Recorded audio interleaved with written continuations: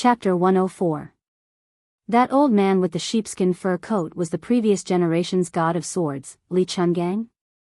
From Su Fengnian's point of view, this was unexpected but reasonable. Thinking of Su Zhao's evaluation in the Tide Listening Pavilion, plus the string of water swords and the umbrella sword were still vivid in his mind, it was all extremely shocking. Su Fengnian believed that Jiang Ni's mouth was without filter. It was best if it was Li Chungang. No matter how thin old Crane was, it was not comparable to chickens and ducks on the ground. So what if he lost to Wang Xianji and had his wooden horse broken? This one-armed old man was still able to break the red armor with a single finger. If he was given a sharp sword, what kind of sword will he have? One of Su Fengnian's legs was smashed by Jiang Ni's priceless fire clay inkstone no less than 100 times. He frowned and said, "If you continue smashing my legs will be fine, but your uncle Jiang Tai's treasure will be destroyed. Even if you don't feel bad, I do." Jiang Ni vented most of her anger and carefully hid the ancient inkstone. Actually, where could she hide it? Su Fengnian picked up a stack of cooked rice paper from the table. He was a little surprised. It was actually comparable to the Gangnam-do's tribute, De Qian Xian. He pulled out a thin piece of rice paper and shook it. It was as thin as an egg membrane, but surprisingly tough. Su Fengnian was in a good mood. He even had the thought of asking the owner of the house for a few dozen pieces of rice paper before he left. Thus, Su Fengnian didn't care if there was a fire clay inkstone or not. He personally grinded a natural toad-shaped yellow inkstone on the table. He took the Guangdong Liaowei and set Jiang Ni aside. Relying on his memory, he meticulously drew the mysterious pattern on the red armored man's armor. He used 4 pieces of rice paper on the red armored man's chest, back, hands, and feet. Then, he gradually separated the Cloud Seal heavenly script that was covered with multiple layers and drew it on a single page. Clouds swirled around, the star map was obscure, and there were many Buddhist Sanskrit words. It was truly an endless physical labor. Su Fengnian put his heart and soul into drawing these things. It was several times more strenuous than practicing with the knife. Unknowingly, the rain outside the window had long disappeared. Su Fengnian rubbed his eyes. His hands were covered in ink. Bluebird gently walked into the room and handed over a hot towel. Su Fengnian wiped his face and hands. He looked tired. This work was too tiring. He was afraid that a single stroke would make a mistake. Bluebird faintly said, "Your Highness, those people outside the courtyard have been chased away by this servant." Su Fengnian let out a long breath.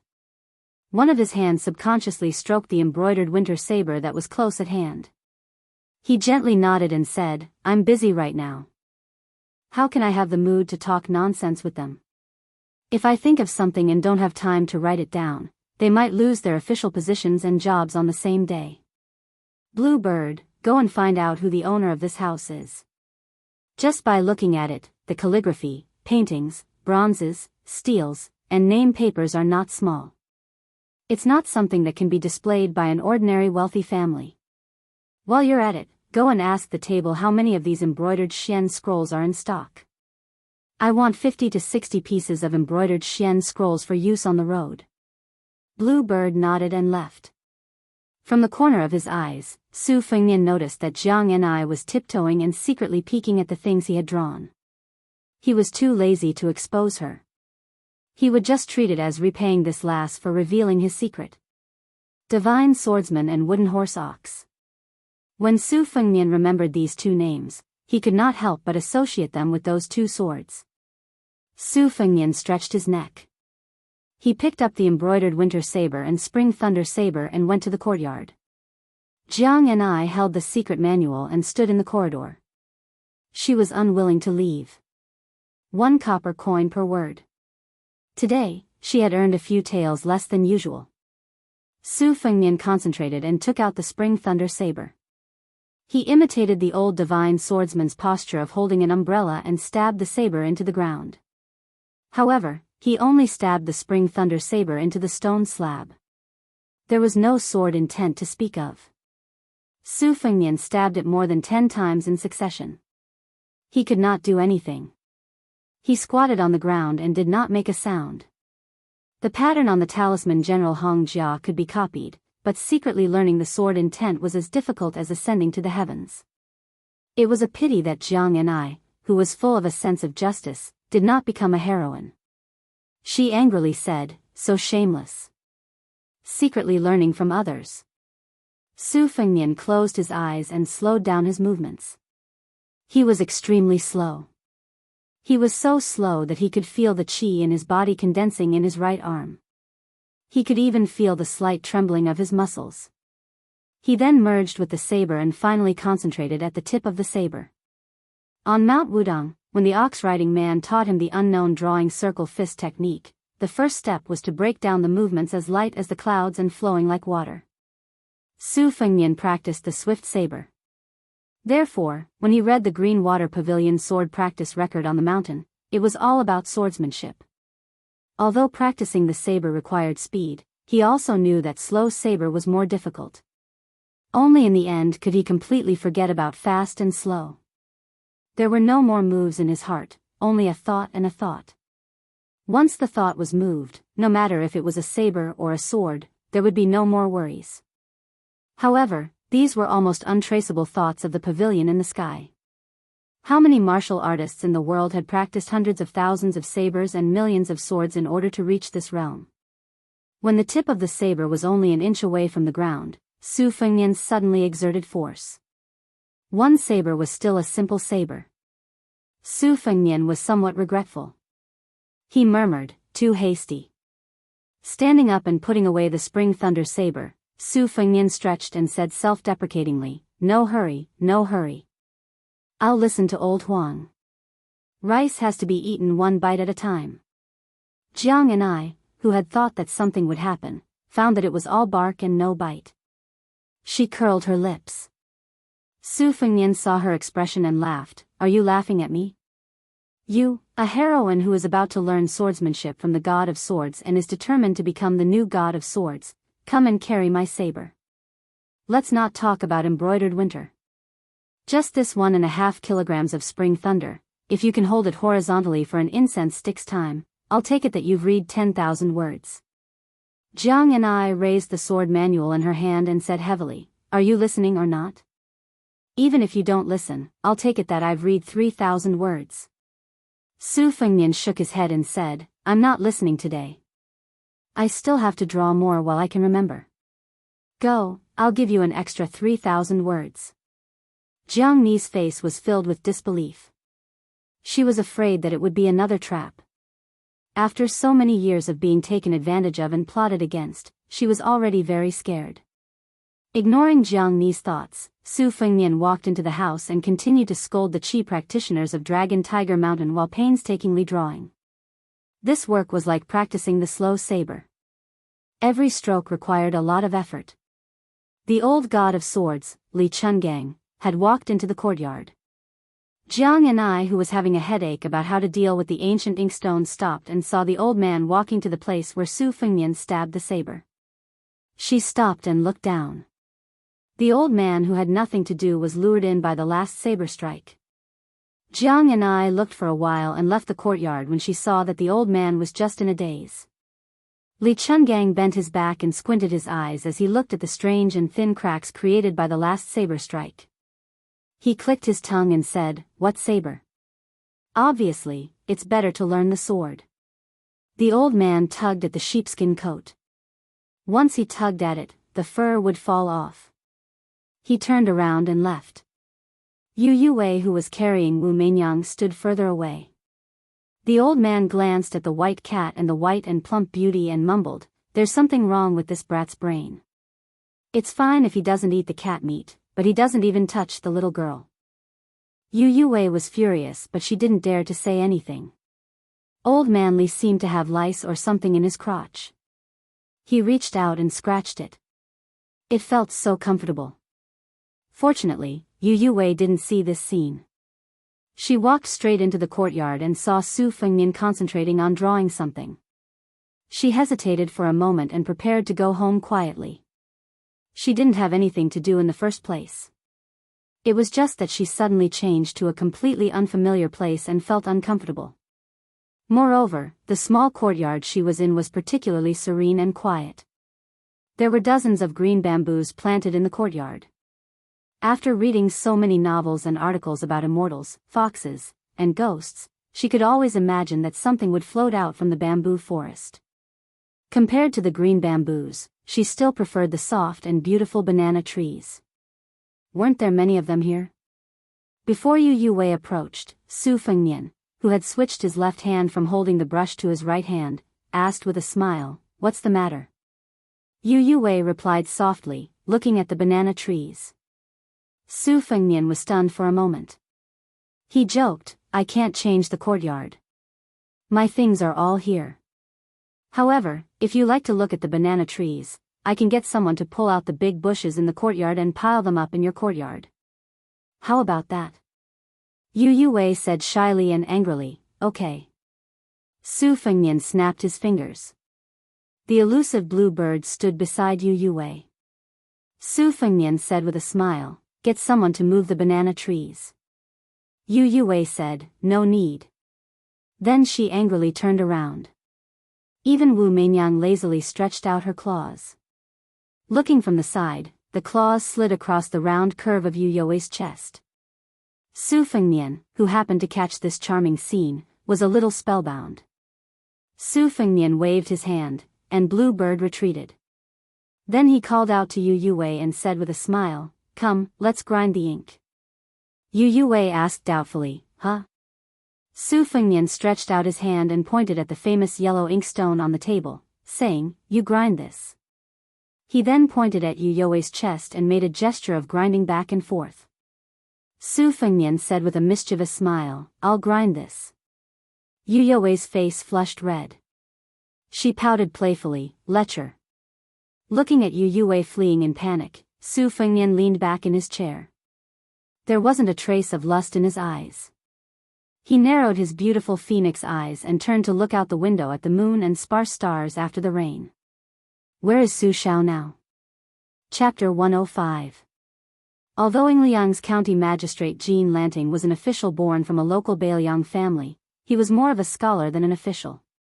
He did not look forward to climbing up the ranks of the bureaucracy. He only wanted to climb high, write poems, raise geese, pick chrysanthemums, and sing many poems with Yongzhou's famous courtesans. However, when he heard that the king of Bailiang's eldest son, Su Fengnian, was going to stay in Yingliang, and his longtime friend, Uncle Zheng Hanhai, had given him such a big meat pie, Jean Lanting's heart was boiling with excitement. Yingliang was not like the other counties in Yongzhou.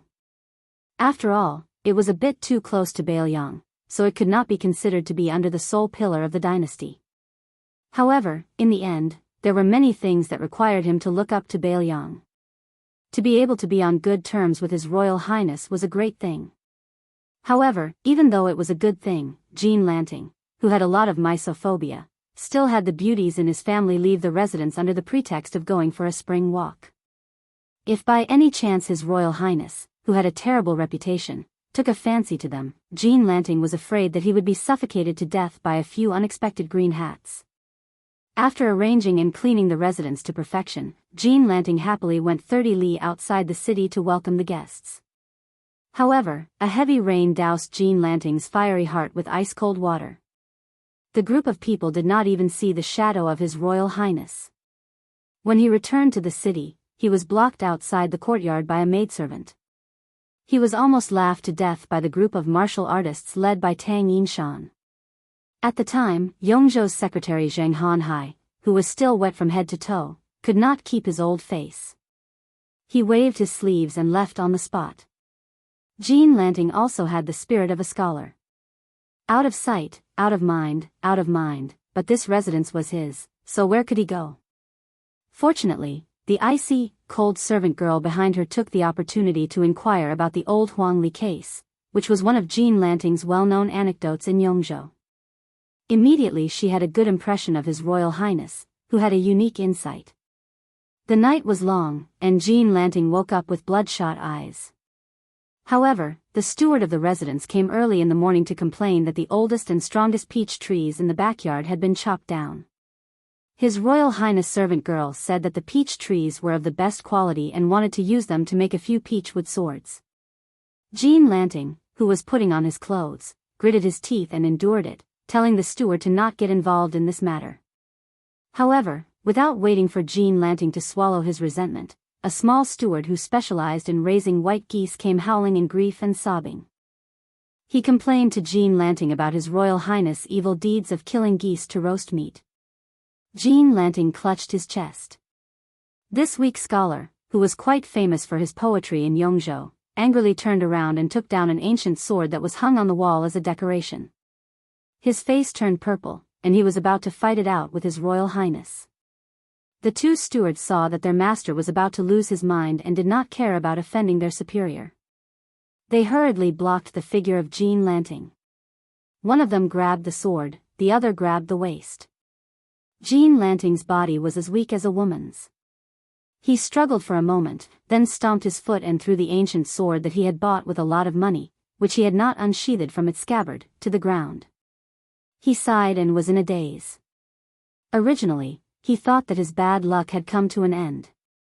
Who would have thought that a head maidservant would hastily rush into the courtyard and whisper that the two Furens had somehow been invited back to the residence? At this moment, they were roasting a goose together with his Royal Highness. After Jean Lanting heard the grievous news, he immediately fainted.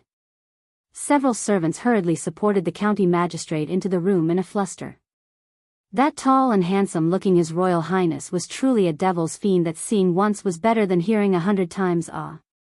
After just one night of peace, the elegant and graceful Ingju Saburo Jean was already lying on a sickbed.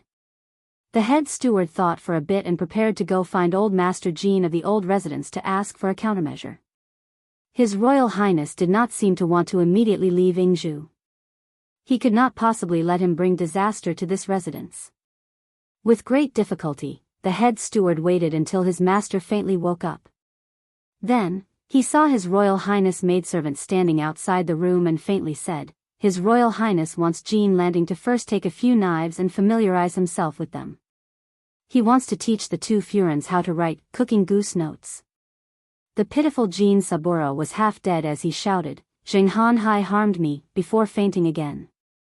At the lakeside, His Royal Highness was in the middle of a shady business of burning the zither and cooking the crane. Just now, he had personally chased a flock of Jean Lanting's beloved white geese from the shore to the lake and made a deal with Jiang and I. Her rowing the boat was equivalent to reading a 1,000-word essay. Then, Su Fengmian used the wooden oar to skillfully knock out two of the fattest white geese and then carried them back to the shore. A good lake and a flock of geese had been disturbed until only the sound of the geese was left. On the shore, the two beautiful Furens who had been invited back to the residence early in the morning were speechless. One of them was slightly older and had the charm of a young married woman. She was a woman from a noble family in Yongzhou. The other had just entered the residence not long ago and was in the prime of her youth. Although she was young, her figure was slender where it should be and straight where it should be. She was a green and lovely person. Her identity and background were difficult to fathom. It was just that she was an unruly and romantic scholar. Within the dynasty, she had always been the talk of the peddlers and soldiers. A talented scholar and a beautiful woman. Even if another 1,000 years passed, it would still be a good thing. Which great literary master did not have a few close female confidants who could warm his bed and raise his face outside? Studying, being able to read 1,000 grains of rice and being able to read a jade-like beauty in bed was true ability. Unfortunately, these words were made up by His Royal Highness, who was roasting the goose, and could not be taken seriously. Su Fengmian was able to easily roast fish and roast sweet potatoes, let alone roast the goose that the two Furens were dumbfounded by. Other than ruining the white geese that this group of refined scholars liked to rear, he had someone lead Grandpa Wei to the peach orchard early in the morning to find good peach wood. It seemed that he was deliberately trying to make Jean San Lang's bootlicking go wrong. Blue Bird brought over a few pieces of cooked rice paper. Su Fengmian handed the roast goose job to Jiang and I, allowing her to earn a few dozen copper coins. She took out a piece of rice paper and wiped her hands. Seeing this, the two Furens felt a burst of heartache. Jean San Lang was not stingy with money, but he was infatuated with these elegant things. The person in front of them was too different. Su Fengnian looked at the slightly older Furen, whose breasts and buttocks were naturally slightly larger. He smiled and asked, "What is the background of this Shu Xian? I have never seen it before, but it is very smooth to use." "Furen, tell this Shitzi about it." Replying to His Royal Highness, "This rice paper is called Lanting Xian." This humble concubine's husband personally went to Western Shu to pick out some sandalwood paper and gave it to a local household that had been making paper for generations. At first, they followed the ancient method and the paper was not heavy. My husband continuously improved it and added hemp into the pure bamboo pulp. Only then did this Lanting Xian printed with the words Lanting produced by Lanting appear. It is as white as snow and as soft as cotton. Nowadays, the scholars of Yongzhou all love this rice paper. Even the prefecture overseer praises it for being as soft as silk. A young woman was a young woman after all. Her courage was much greater than the young Furen. Although the woman was older and lacked the natural freshness and liveliness, the taste was like old wine. After being trained by a man, it was brewed bit by bit and had a special charm. Su Fengnian narrowed his eyes and said, "Furen, is it really as white as snow and as soft as cotton? Isn't it? If His Royal Highness doesn't believe me, you'll know after you try it." The young woman appeared to be alarmed. She deliberately turned her head to avoid looking at Su Fengnian. She gently stared at the cooked rice paper. Her charming eyes were like silk. She did not look like a frightened reaction to being teased at all. Su Fengnian laughed in a low voice and said, "I tried the rice paper last night. Furen's words are not false, but there are some. Why don't you try it tonight?" The corners of the young woman's mouth curled up. She remained silent. Everything was understood without words. As a young lady from a landowning household, her bearing and magnanimity in the ways of the world was naturally not something that the young Furen, who could not even be called a pretty girl from a humble family, could compare to. Moreover, the young Furen was too preoccupied with her fear to notice the vulgar and amorous words that Su Fengnian spoke while looking at Lu Furen's chest. The young Furen was only afraid that His Royal Highness would abduct her into the courtyard during the day and do those embarrassing things to her. He was Su Rintu's biological son. As a military officer, he was a prince with a different surname. As a civil official, he had the title of Pillar of the Nation. He had the two most glorious identities of the dynasty. If His Royal Highness really broke the law and committed crimes, what would she do? San Lang must have heard the news long ago, but he had not shown himself. Did that mean he had tacitly agreed? What should she do? The young Furen's heart raced. She stole a glance at the young and handsome His Royal Highness. On his waist hung a pair of beautifully matched blades. His figure was tall and slender. Compared to San Lang, he was much more confident and at ease. Moreover, his body was much more sturdy.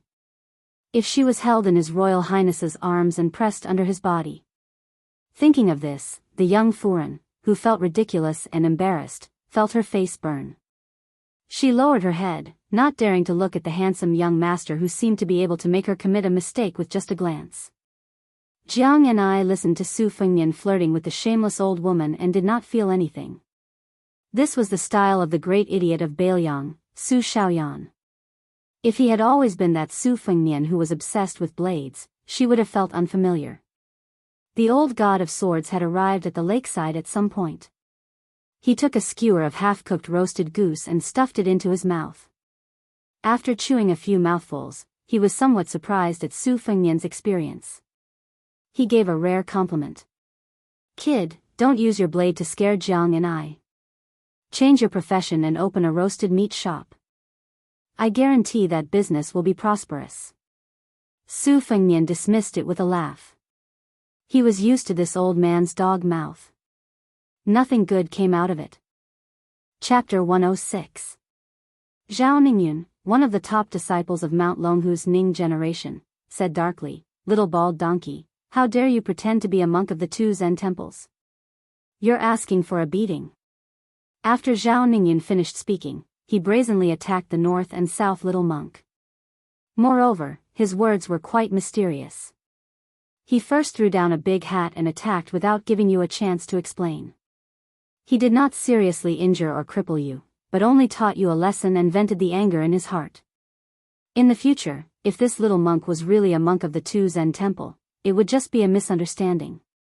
Zhao Ningyun was very clever, but he did not expect the little monk and the little girl to reach the gate of the Taoist master's residence without any obstruction. The little monk stood in front of his beloved little girl and did not intend to fight back. He was here to talk to the Taoist master on the mountain, not to fight. Besides, fighting had never been his strong point.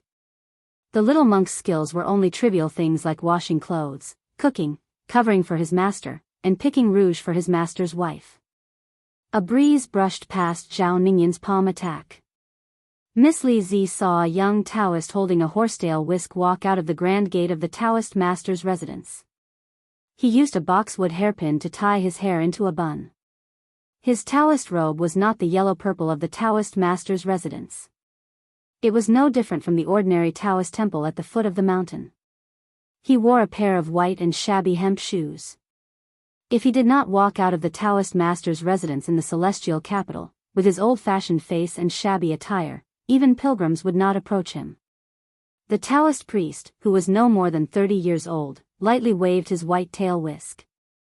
It was the inconspicuous oriole seizing the tail of the 16 styles of Mount Longhu's horsetail whisk.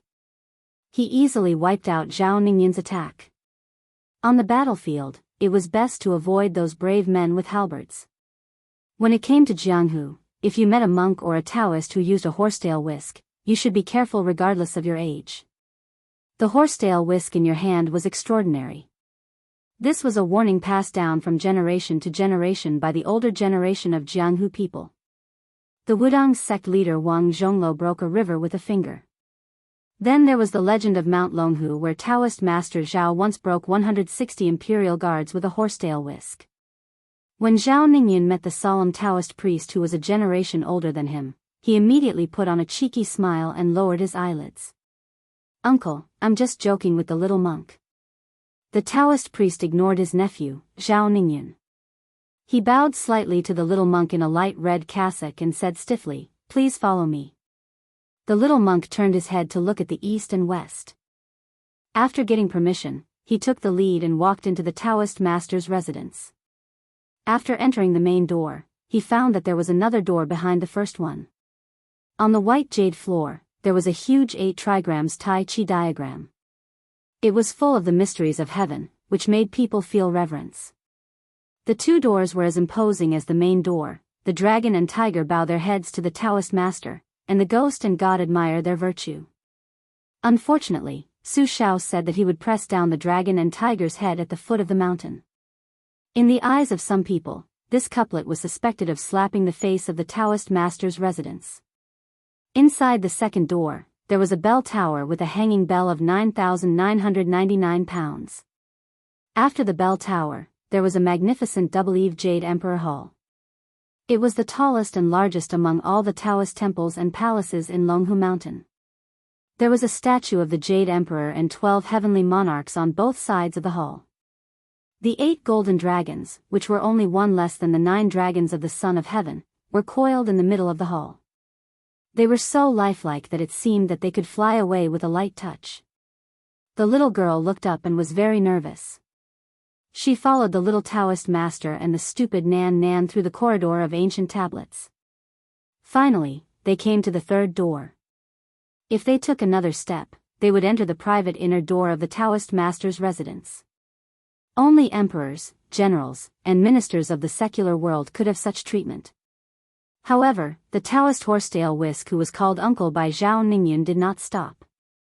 He led the little girl and the little monk in.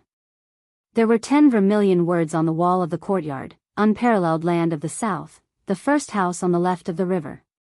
The little girl saw the horizontal words, immortal capital of the Xiang country, above her head and secretly stuck out her tongue. She did not feel that it was very impressive when she looked outside, but after entering the Taoist master's residence, even she had to admit that it was indeed much more magnificent than her own home.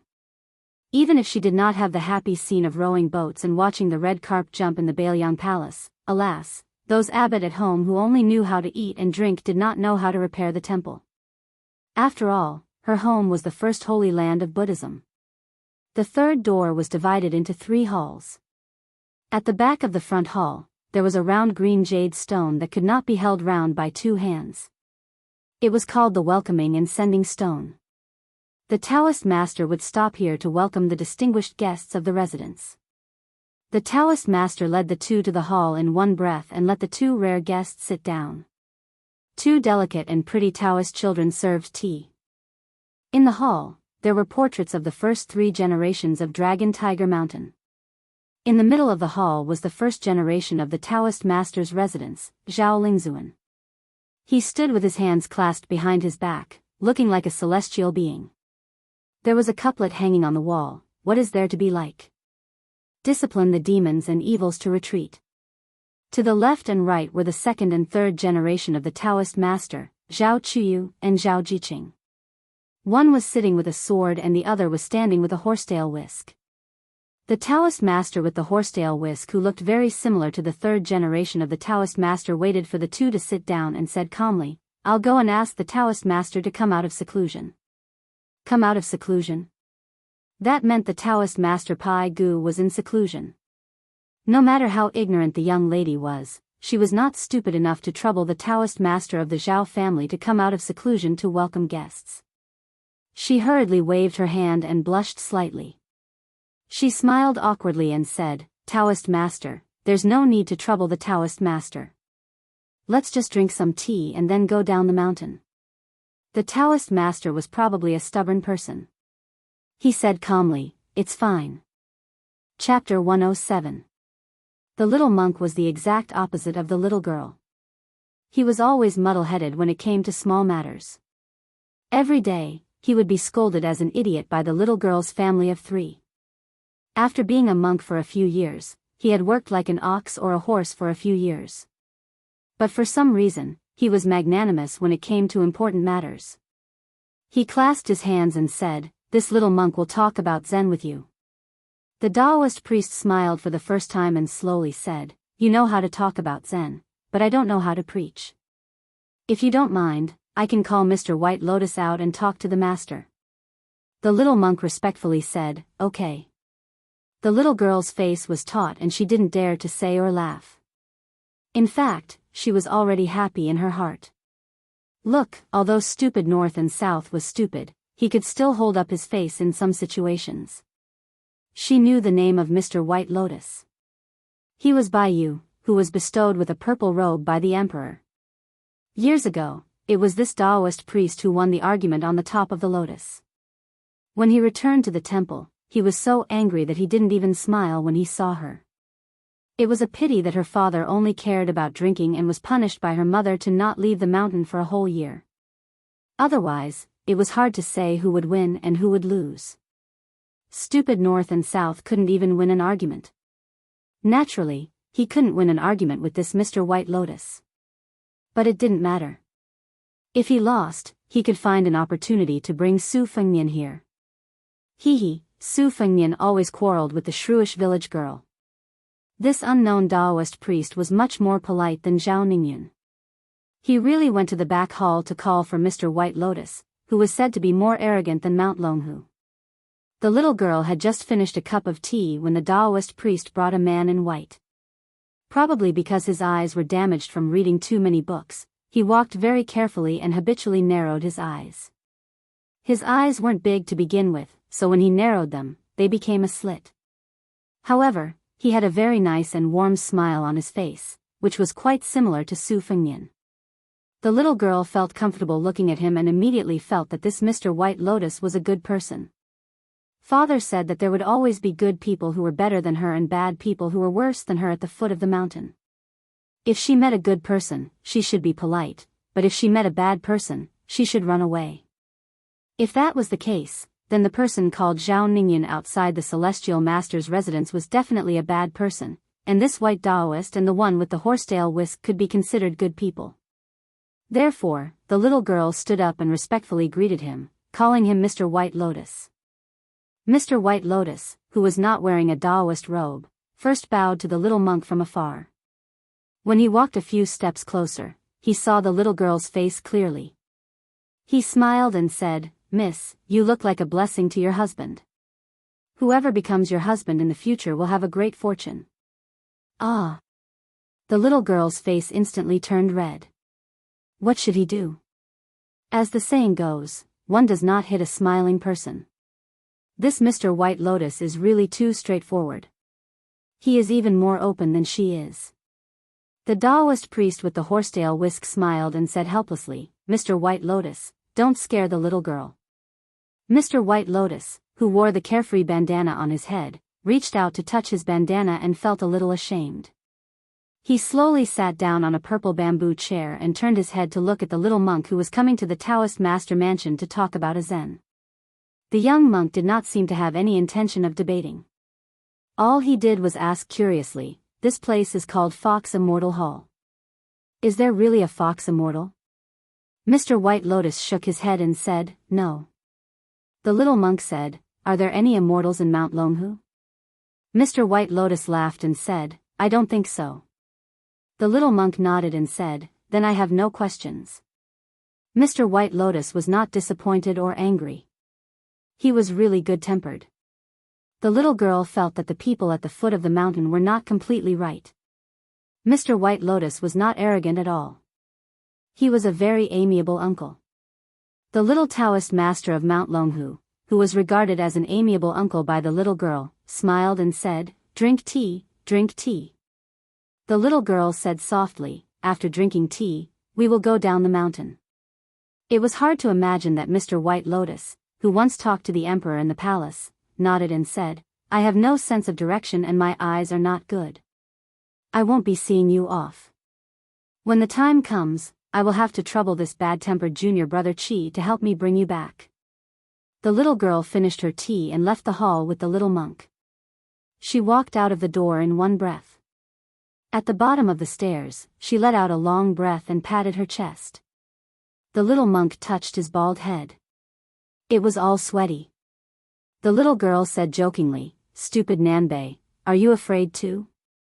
The little monk blushed and said, "I'm not afraid of quarreling. I'm just afraid of being beaten after the door is closed." In the hall, junior brother Chi asked, "Did you guys talk about Zen?" Bai lowered his head and drank his tea. He said, "Probably not." The old-fashioned Taoist priest said, "Oh." Bai joked, "What's the point of quarreling? Look, I'm in a good mood to drink tea. Isn't that better than anything else? An unintelligent little girl and a smart little monk. Isn't that great Zen?" The little Taoist priest frowned and said, "You know, I don't understand this." Bai smiled and said, "Being in a daze is the way of heaven. Being ignorant is Zen. If you don't understand, you understand. If you understand, you don't understand. Do you understand? I think you don't." The Taoist priest with the surname Chi was still expressionless. He asked, "Grandpa Shituan said that the money needed to repair Xiaoyao Temple should be paid by the Taoist priest's residence. In the future, if anyone from Bailiang comes up the mountain, the Taoist priest's residence will be the one to receive them. However, the sect master is in seclusion. The one in the capital also said to ignore this matter. What do you think?" Mr. White Lotus smiled and said, "Let it be. If it's too much, we'll just have another farce of a horse trampling on dragons and tigers. I like excitement. Anyway, you'll be at the front of the fighting. In a few years, you'll be one floor higher than our sect master. By then, who will you be weaker than?" The Taoist priest was silent. Mr. White Lotus squinted his eyes and looked at the portraits of the three ancestral Taoist priests. He sighed and said, "Let's talk about it. If I jinx it, it won't be easy to deal with it. The Su family has a phoenix, and the horse tramples on dragons and tigers. This is a prophecy in the heavenly book." Chapter 108. Su Fengnian did not give Madame Su the opportunity to write cooking goose notes at night, because Ningame, the great halberd, led 100 light cavalry from the Phoenix Battalion to Inyu County at dusk. In the middle of the journey, he seemed to have a conflict with Tang Yinshan, the deputy commandant of the Eastern Jin, and the reason was that the light cavalry had arrived at the city. Tang Yinshan ordered the gate guards to close the city gates in advance. It was rumored that Ningame did not make a sound, but only took out a dozen short halberds from the sack on his back and stabbed them into the city gates one by one. Before Ningame finished shooting the last short halberd, the deputy commandant of the Eastern Jin finally showed weakness and opened the city gates. 100 light cavalry entered on horseback. Ningame only needed one halberd strike to knock Tang Yinshan, who thought his martial prowess was not weak, off his horse. The great halberd pressed against the deputy commandant of the Eastern Jin's chest, making him unable to move. It was extremely humiliating. After meeting up with His Royal Highness, they left Yingyu County together. The head of the civil officials in the city, Zheng Hanhai, was sick and did not come out. Tang Yinshan and Gu Jintang's old subordinates were as silent as cicadas in winter, not daring to show their faces. Only San Lang Jin Lanting, whose residence had been turned into a mess, sent them to the city gates with a bitter face. Looking at His Royal Highness' handsome figure riding on a white horse with 2 sabers, he inadvertently caught a glimpse of the madam who insisted on sending them off. Seeing her absent-minded eyes, it seemed that she was reluctant to part. The henpecked third Lang Jin felt a tightness in his chest, and he wanted to slap her. Unfortunately, this madam was the legitimate daughter of the Su family, second to none in Yongzhou. He did not dare to hit her, and he did not even dare to speak harshly to her. She was unable to bring an heir to the Jin family, so Jin Lanting had to pinch his nose and endure it. Even the matters between the bed and the red curtains were similarly unspeakable suffering. Until now, he had not even enjoyed being pushed by the old man once. Every time he had to do it with the most strenuous old tree roots. Poor third Lang Jin Lanting's body was weak and powerless. A good pleasure in the boudoir had become a chore. He really wanted to die. Who could he talk to with this kind of grief and indignation? On the other side of the Jin family's old residence, the wind and rain were not far off. The old master was sitting with Yongzhou's Boatsaozi, who was supposed to be recuperating on his sickbed. Zheng Hanhai was sitting in a quiet little pavilion with several beautiful young maids massaging his shoulders and legs. The 2 elders were speechless. The 2 families were the closest friends of the Yingyu family. If not for this, Zheng Hanhai would not have spent so much effort to welcome His Royal Highness into San Lang's private residence. Unfortunately, now it seemed that he did not even get any incense from Bailiang Palace. Instead, he had provoked San Lang into fainting twice. The peach trees were chopped down, the white geese were cooked, and even the few Lanting Rishuan were taken away. There was also the hidden story of the 2 madams being taken advantage of. Zheng Hanhai was very reasonable and did not blame his nephew San Lang for having a grudge against him.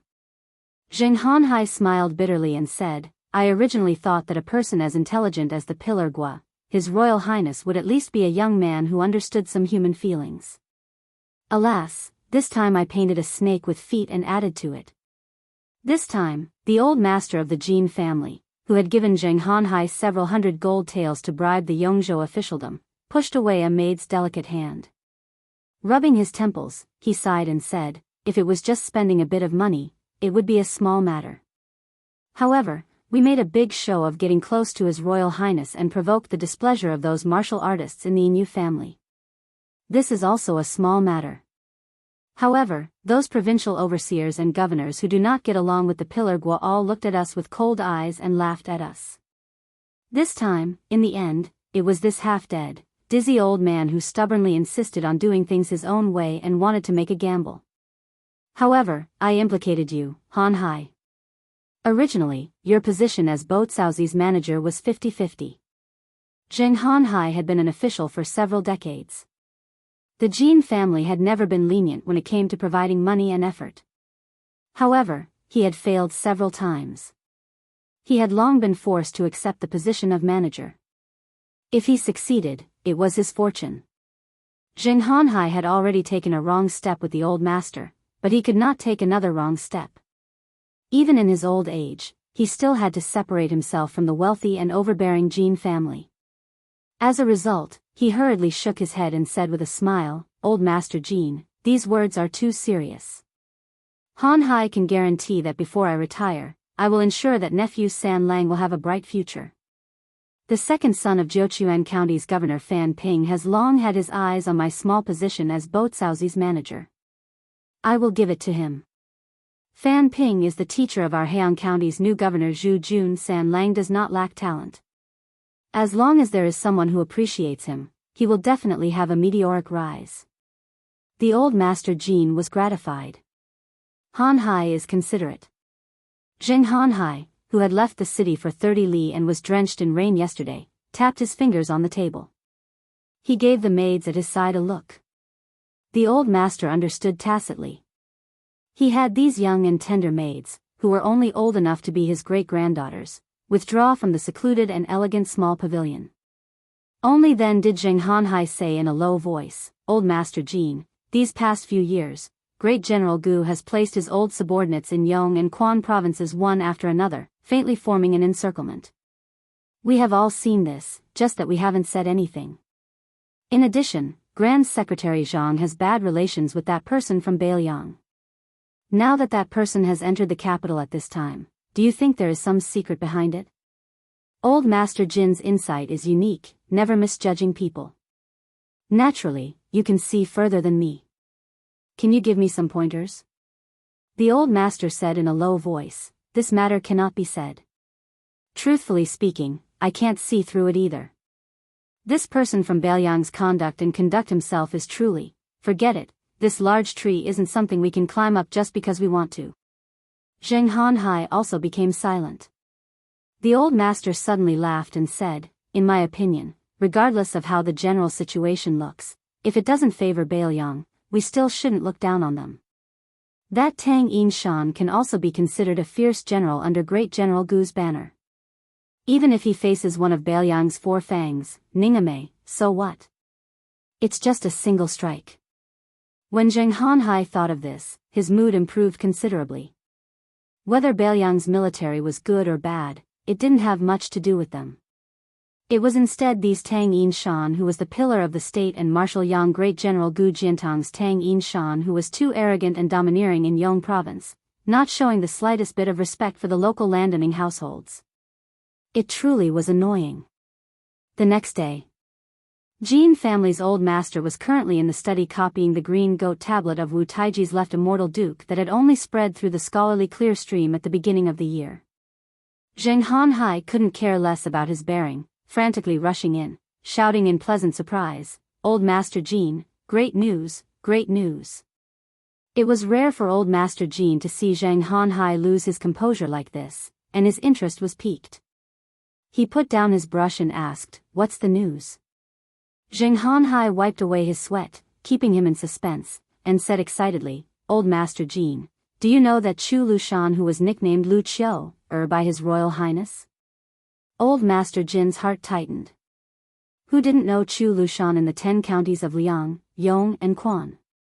Speaking of evil, this Lu Qiu, who was as fat as a pig, was only slightly inferior to the butcher Su Dazhugua. He liked to drink fresh milk from women, and he frequently skinned and killed people in the army. During the Spring and Autumn War, although this fat pig wasn't the most murderous deity of Bailiang, Su Shao was willing to hand over almost all of Bailiang's most secretive and immoral deeds to this adopted son of his. When Eastern Yu and Western Shu were destroyed, the number of imperial concubines killed by this Lu Qiu, was more than 10. It was said that 6 princesses of Western Shu were tortured to death by him in one night. Old Master Jean, who was accustomed to ups and downs, was already sweating. No wonder he couldn't keep his cool. As long as it was related to Lu Qiu, how could it be a joyous matter? Had Zheng Han Hai lost his mind? Seeing old Master Jin's strange expression, Zheng Han Hai suddenly woke up and didn't dare to beat around the bush. He laughed and said, "Old Jean, this is really a joyous matter. Lu Qiu, brought the new governor, Zhu Jun, to San Lang's residence. Did you know? San Lang has been promoted twice and is going to the capital to be the assistant minister of the Yellow Door." Old Master Jean was stunned. San Lang's greatest wish in this life was to go to the capital to be an official. To be able to be in the big yellow door, which was above the small yellow door, was a great honor for a scholar. The big and small yellow doors were a stepping stone that one had to go through to become a grand scholar in the future. The current Grand Secretary Zhang Julu boasted that he was the old Grand Tutor's lackey. Didn't he lie dormant in this noble position of the big yellow door for 16 years? When scholars of the Shangyin Academy entered the capital, their first choice had always been the big and small yellow doors. How lucky was San Lang to suddenly jump into the blessed land known as the Little Dragon Pavilion? Old Master Jean asked in shock, really? Is this true? Zheng Hanhai exhaled and smiled slowly. Although the appointment hasn't been announced yet, Lu Qiu said that the Great Pillar State has already written a recommendation. It was written by the Great Pillar State himself. Old Master Jean slapped his thigh. This matter is settled. The big yellow door is already my San Lang's. Who in the world dared to go against the Great Pillar State who rarely recommended officials? His Majesty the Emperor? Old Master Jean didn't want to and didn't dare to think too deeply about it. Beside the lake in Jean Lanting's residence, San Lang Jean Lanting crawled on the ground, sobbing silently. In front of this Yongzhou scholar who regarded himself as a talented and unrecognized official, stood two important figures whose physiques were as different as heaven and earth. Chu Lushan with squinted eyes and a smile. As well as the nervous Heian governor Zhu Jun Lu Qiu, slowly walked out of the residence and boarded the carriage with difficulty. She made a sound of surprise and turned her head to Governor Zhu, who was standing respectfully to the side, and said with a smile, I heard that a beautiful concubine in the manor just gave birth to a Qilin child for Sir Zhu. I think there's plenty of milk. The dignified Governor Zhu Jun's face was ashen. His Adam's apple moved as he lowered his head and gritted his teeth. General Zhu, please come back with me to the manor. Unexpectedly, Lu Qiu laughed and climbed directly onto the carriage, saying, forget it. This trip is for His Royal Highness. I don't have time for such delicious food. Zhu Jun looked at the dust rising from the carriage and the Bailiang cavalry charging out of the city. His body trembled. Chapter 109. Yu Yue did not see eye to eye with the old god of swords, whose words and actions were absurd. She was more than happy to ride a horse and ride a cat, enjoying the scenery along the way in Heian County. She glanced at Su Fengnian, who had been whispering to old Taoist priest Judami, and couldn't help but move a little closer. She asked, is His Royal Highness very regretful that he wasn't able to teach Lady Su, who has a romantic figure, how to write the cooking goose note? Su Fengnian was in the middle of asking Grandfather Wei about the mysteries of the final prison gate and several other gates. He hoped that he could learn from the other mountains and turn the invisible and intangible Great Yellow Court into his own. Hearing Yu Yue's sarcasm, he said disapprovingly, do you believe that if I go back to Yingliang County, Jean San Lang would be willing to offer Lady Su to this heir to add fragrance and warmth to his bed? He even knew that Lady Su and I were having an intimate night together, yet he was still able to sleep with a smile on his face. Yu Yue ignored the vulgar words about adding fragrance and warmth to his bed. With a face full of disbelief, she asked, is he crazy? Su Fengnian smiled and pretended to be profound. He said, he's not crazy. Jean San Lang can't pick up a sword, but he's good at reading the books of the saints. He didn't become a saint, but he learned how to conduct himself. Therefore, he's a smart person. Yu Yue only felt scared. She was once the daughter of a West Chu official. She was no stranger to gifting maidservants to make connections. However, gifting Lady Su to an outsider was still too shocking for her. The most surprising thing was that Su Fengnian only did evil in Yingliang Mansion. She heard that Jean Lanting had fainted several times due to anger. Could it be that he had really gone crazy? Yu Yue rubbed Wu Meinyang's soft and round body without saying anything. 3 years of traveling, 1 year of practicing the knife, and more than a year of interaction with Su Fengnian before his travels. Thinking about it carefully, they had known each other for 5 years. However, Yu Yue found that she increasingly couldn't understand His Royal Highness. His absurdity was still the same as before, but the shady business of buying poems to pretend to be refined, bringing evil slaves to steal young ladies, and giving generous gifts to wanderers was just absurd. Now, there seemed to be something hidden behind his absurdity. Yu Yue to him. Su Fengnian didn't point out the mystery behind it. After encountering the little Taoist general in red armor and waiting for the old man Li Chungang to retreat with 2 swords, he used a snow-white spear falcon to send a secret letter to Lu Qiu, who was hiding behind the enemy. Then he went to Yingliang Jin mansion to torment Jin San Lang until he wanted to die, and sent another letter. The promotion of Jin Lanting's official title was his own idea. There was no such thing as the Great Pillar State's personal recommendation. In the Liang dynasty, Su Shao, who was nominally the leader of the civil and military officials, had a much better say than Su Fengnian. However, in the Su family, Su Fengnian's words were 100 times more effective than Su Zhao's. When Su Fengnian said that he wanted Jin Lanting to be the assistant minister of the Yellow Door, how could Su Shao not agree? Lu Qiu, who knew that everything in the Su family had its vanquisher, was just going with the flow. On the other hand, the halberd Ningame met Lu Qiu on his way back from Beiliang, and was immediately supplemented with more than 40 light cavalry. This was beyond Su Fengnian's expectation. Inside the carriage, Jiang and I received an extra 100 copper coins and was in charge of taking care of the calligraphy that Su Fengnian had collected. The rice paper that was made from the Sanskrit characters of the red armor talisman was also organized and stored in a book chest by her. At this moment, she was holding a piece of paper that was indecipherable from the heavenly book and was fiercely studying it, but she couldn't see the knack of it. Old Li, who was wearing a sheepskin fur coat, was scratching his feet while looking at Jiang and I, who was frowning. He really couldn't bear to see such an exquisite seedling being ruined by that Su brat, so he kindly advised her, Jiang and I, don't look at it anymore. That brat is deliberately mystifying things. He doesn't have any good intentions in letting you take care of it. In this old man's opinion, you don't even need to read books. He's not afraid that you'll memorize all these secret manuals in your head. Even if you memorize them all, so what? You reading books is beneficial to him because he has already reached a higher level in martial arts. The more books he listens to, the deeper his feelings will be. On the other hand, the more you read, the more complicated your thoughts will be, and the more you won't know where to start. This old man's words are still the same, as long as you're willing to wholeheartedly practice the sword, not to mention Su Brat who practices the saber, even Dong Tai won't dare to look down on you.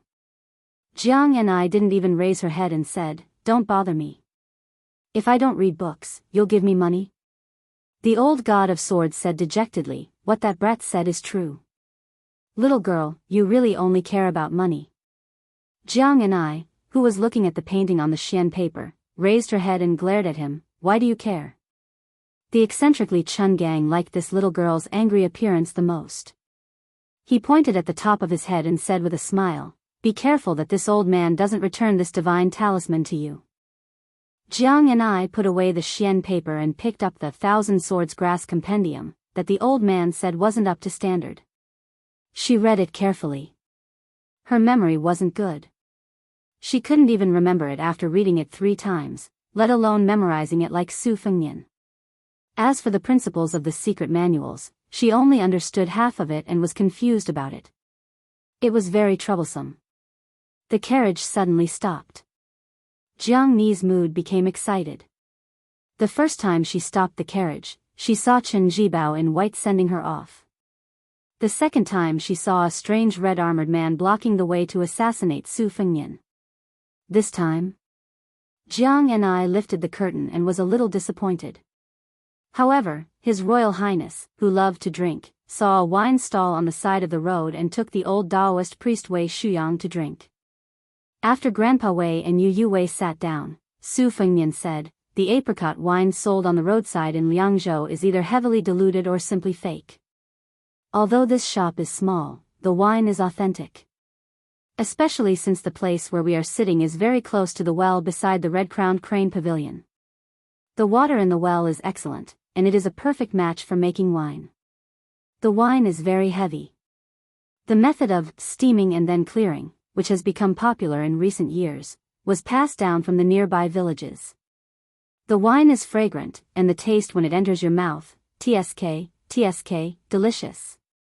Waiter, give me 2 pounds of apricot wine and as much beef as you have. Chapter 110. The waiter of the wine stall had already seen that this handsome young master did not lack money.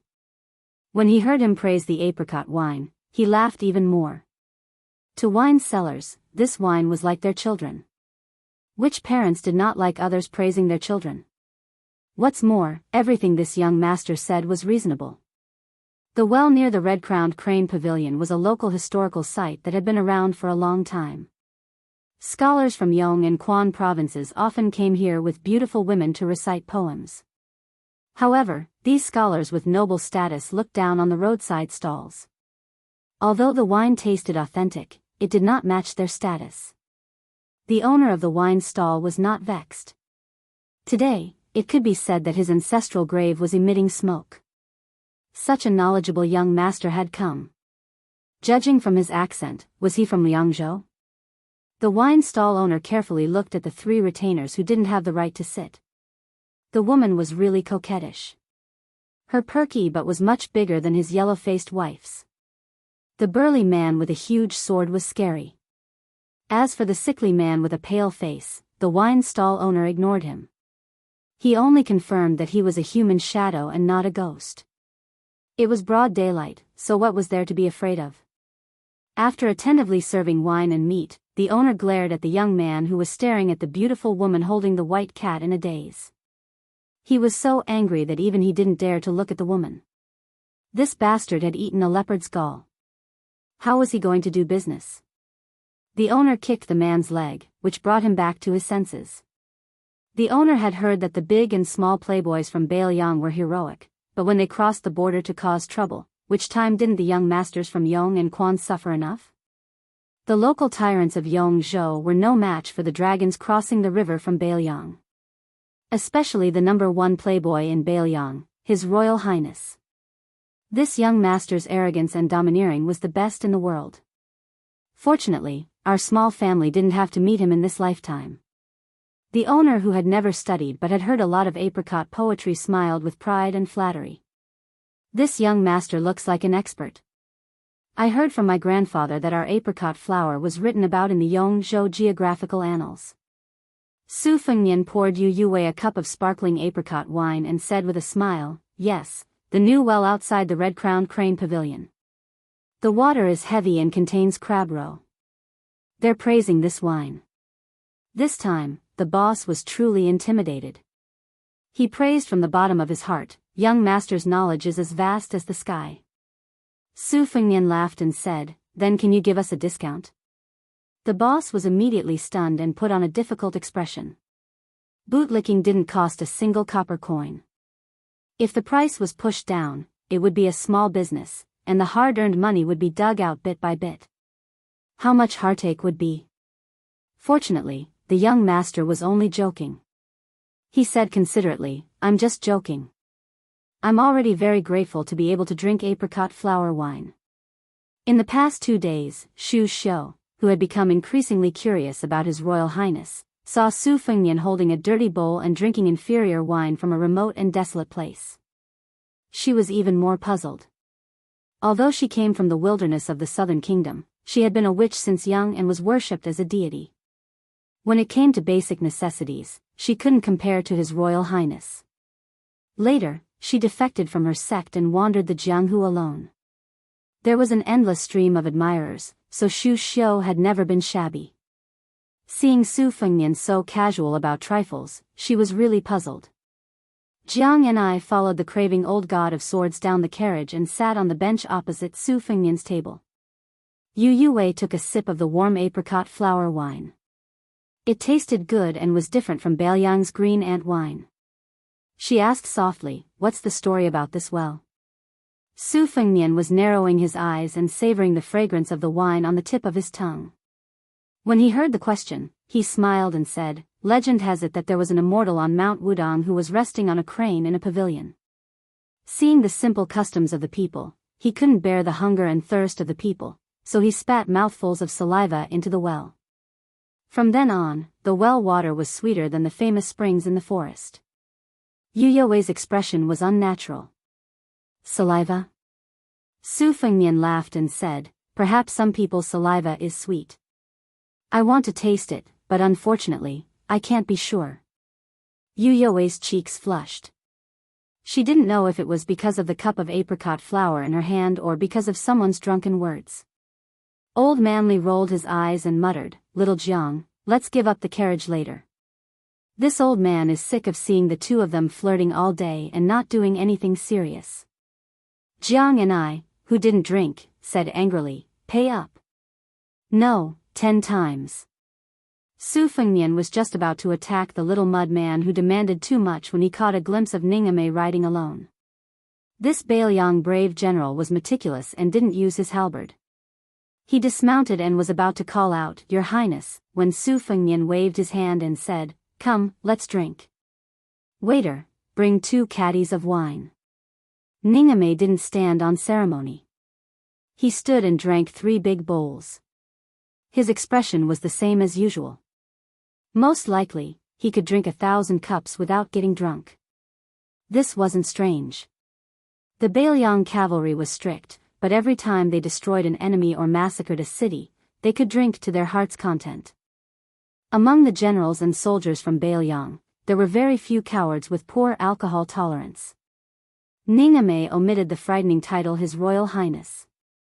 Ever since that day when Shen Jibao personally led 300 cavalrymen to send him off, he was forced to stand on the same line as Bailiang's Double Fang's heroic beast Wei Fucheng.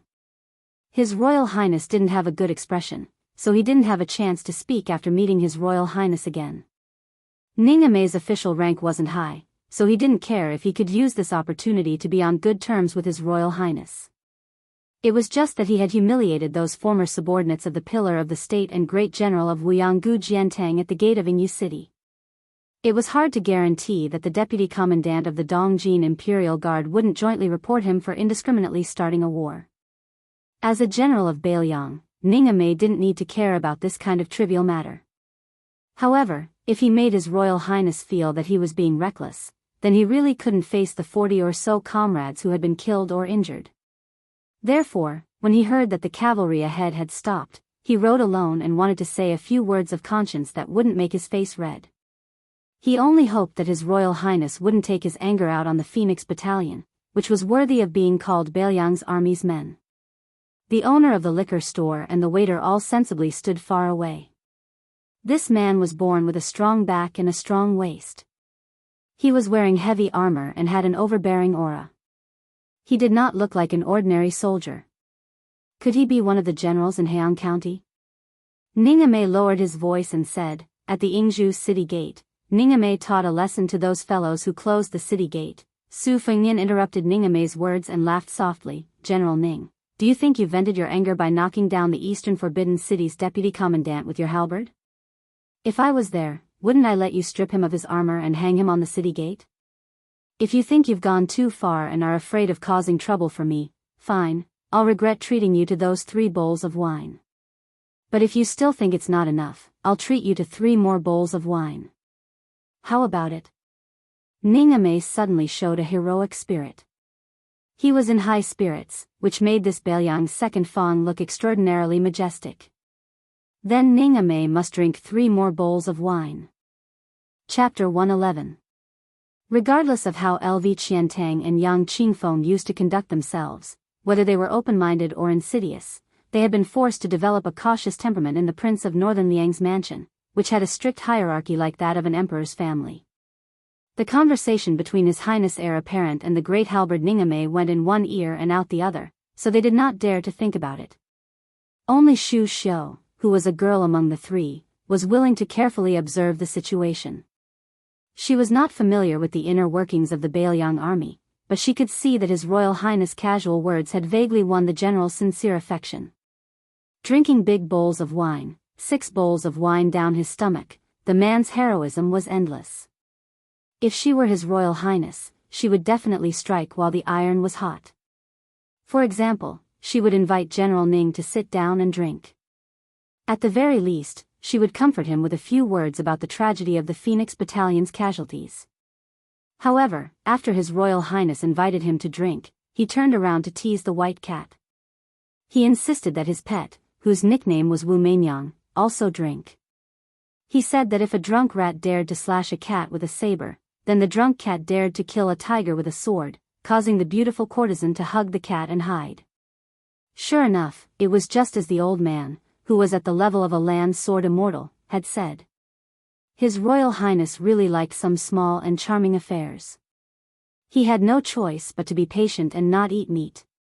This made Xu Xiu, who was proficient in the 18 types of martial arts and 36 positions in bed, unable to display her skills. How could His Royal Highness be so unromantic? After drinking wine and eating meat, Su Fengnian's body was full and warm. Just as he was worrying about not having any entertainment, he saw two young swordsmen appear on the wide official road. They held their swords and stood across the road. Their elegance and bearing were rarely seen in the common people of the marketplace. What was even rarer was that the two young swordsmen seemed to have made an appointment. One was wearing a fluttering white robe, the other was wrapped in a glaring black robe. One in black and one in white stood on the side of the road. In addition to Su Fengnian's table of extravagant spenders, there were 4 or 5 tables of drinkers who had stopped to rest. These people did not have much money in their pockets, but their interest in watching the spectacle was no less than His Royal Highness's in the past. Each and every one of them widened their eyes, wanting to see these two wanderers display some beautiful moves so that they could show off to their friends and family. Yongzhou was not like Bailiang, where the folk customs were valiant and wanderers everywhere. Both the old and new provincial governors had vigorously banned martial arts within their borders. The current Yongzhou provincial governor, Tianzong, was Great General Gu's favorite disciple in the past. In the southern Han country, he was the first to obtain the first merit of crossing the river. Tianzong, who was a martial artist, was not the slightest bit lenient towards the younger generation. He had a group of 300 light cavalry specifically to deal with those scoundrels who played with spears and sticks. Once they were caught, they would ruthlessly deal with them. When they were thrown into prison, they would be whipped until their flesh was split open. If they were disciples of Jianghu's sects, they would be investigated and punished. As a result, it was very difficult for Yongzhou to see the flourishing scene of the martial arts world 20 years ago. The two swordsmen fought until the sky turned dark and the earth turned dark. They exchanged blows back and forth, and the coordination of their sword moves was so seamless that it made the layman exclaim in admiration. Soon, the bored drinkers, who had their eyes widened, cheered and applauded loudly. Dust immediately flew up on the official road. A few carriages passing by stopped to admire the dazzling sword moves and sword momentum. Su Fengnian turned his head to look at the carefully arranged show. In the past, when he was in Bailiang, he was just a bystander and was happy to tip a lot of silver taels. Now that he had started practicing the saber, he had seen the fierce saber of the white fox face and the white-haired old man, and he had personally blocked countless sword moves of the Wudang sword maniac Wang Xiaoping, not to mention the 2 sword moves of the old god of sword Li Chungang. The two swordsmen's spirit was weak, and their crude sword moves were even more difficult to master. After watching for a while, Su Fengnian felt bored and asked with a smile, "Lu Qiantang, how many sword moves of yours can these two people block when they work together?" Lu Qiantang, who had been watching the tide and practicing the big sword and wholeheartedly forging the vigorous sword will, answered truthfully, "Not even one sword move." Su Fengnian looked at Yu Yue and joked, "These two people are waiting here, trying their best to swindle some silver taels from me. Their intentions are commendable. Look at their brand new clothes, they might have saved money from starvation." Moreover, Yongzhou prohibits martial arts very strictly. If they dare to compete on the official road, they must have some courage. Yue, do you think they should be rewarded? It should be known that Yu Yue's mother was the head of the sword servants of the late emperor of West Chu. Although she had only learned a little of the splendid sword dance, she had understood most of its spirit. Naturally, she was not interested in these 2 pretentious embroidered pillows. She shook her head and said, "Their sword skills are mediocre. They shouldn't be rewarded." Su Fengnian did not say anything. He picked up his wine bowl and drank a mouthful of wine. He was in a daze, which was a bit abnormal. On the official road, the 2 swordsmen saw that there was no movement here for a long time. When they heard that His Royal Highness was traveling in Liangzhou, they began to rehearse for a long time. They were about to use up all the moves they had practiced for a long time. It was inevitable that they were anxious. The white-robed swordsman was unsettled and accidentally forgot to follow the rehearsal sword move, injuring his opponent. As a result, the black-robed swordsman was also injured and began to fight with all his might. This inadvertently attracted the attention of the spectators who did not know what was going on. They were extremely excited. They only felt that this fierce battle was really exciting. There was even blood. How could such a soul-stirring competition between experts be compared to a common villager carrying a kitchen knife and a hoe?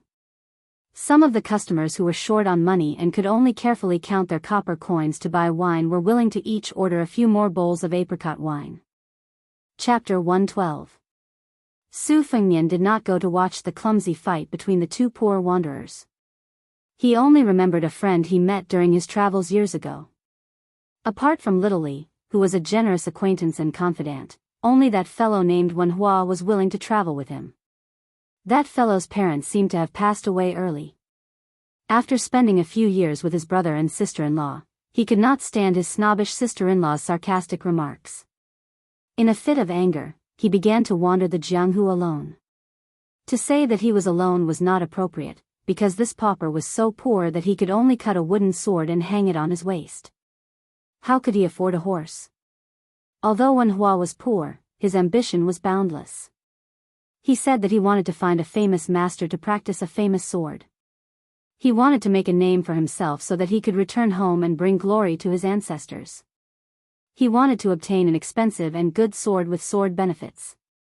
Su Fengnian once asked him how he would deal with his sister-in-law when he returned home. This fellow replied that his sister-in-law was his sister-in-law after all. No matter how short-sighted he was, he could not really do anything to her. However, if by any chance he was successful, he could let his brother hold his head high and no longer have to endure his sister-in-law's anger every day. Every time this Wen Hua saw old Huang leading the skinny red horse, it was as if he saw a good sword. However, Su Fengnian was on tenterhooks, afraid that this fellow who had gone crazy from longing for a sword would really steal the horse and sell it for money. However, before they parted, no such mishap had occurred. Just as Wen Hua himself said, a sword would only be his own if he bought it with his own money. However, this fellow also had some unscrupulous thoughts. For example, in the various martial arts competitions to find a spouse, he had overestimated his ability and shamelessly went up on stage. When was he not beaten to the point of vomiting blood? There were a few times when he was beaten down. He walked up the stage and flew down. It was truly a miserable sight. Su Fengnian, who was watching from below the stage, was sweating cold sweat. He could only strenuously carry him away from the stage. Fortunately, every time he was half dead and half alive for a period of time, he could be vigorous and lively again. He would change the venue and continue to go up the stage to compete, humiliating himself and boosting his opponent's confidence. This fellow who was clamoring to treat his good brother to a few caddies of cooked beef, was he well now? Had he earned enough money to buy a sword? Had he met a good girl that he liked? He said that a good girl did not have to be good-looking, but must be a kind girl, a silly girl who was willing to wait for him to practice his sword and have a bright future. Su Fengnian suddenly came back to his senses and said, "Of course." Yu Yue was baffled and did not refute.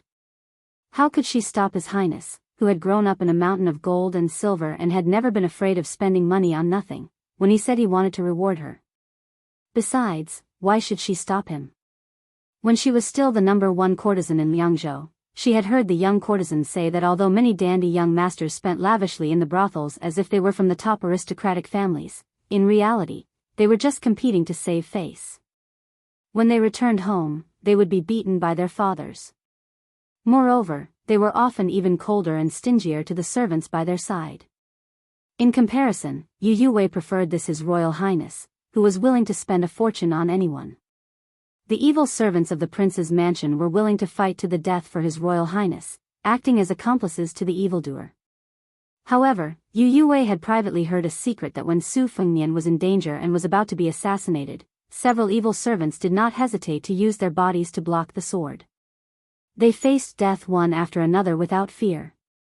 As for the reason behind this, Yu Yue did not dare to investigate. Su Fengnian picked up the wine bowl and was about to drink. He raised the large white bowl in his hand and asked Jiang and I, "How much do you think I should reward them?" Jiang and I sneered, "It's not my silver.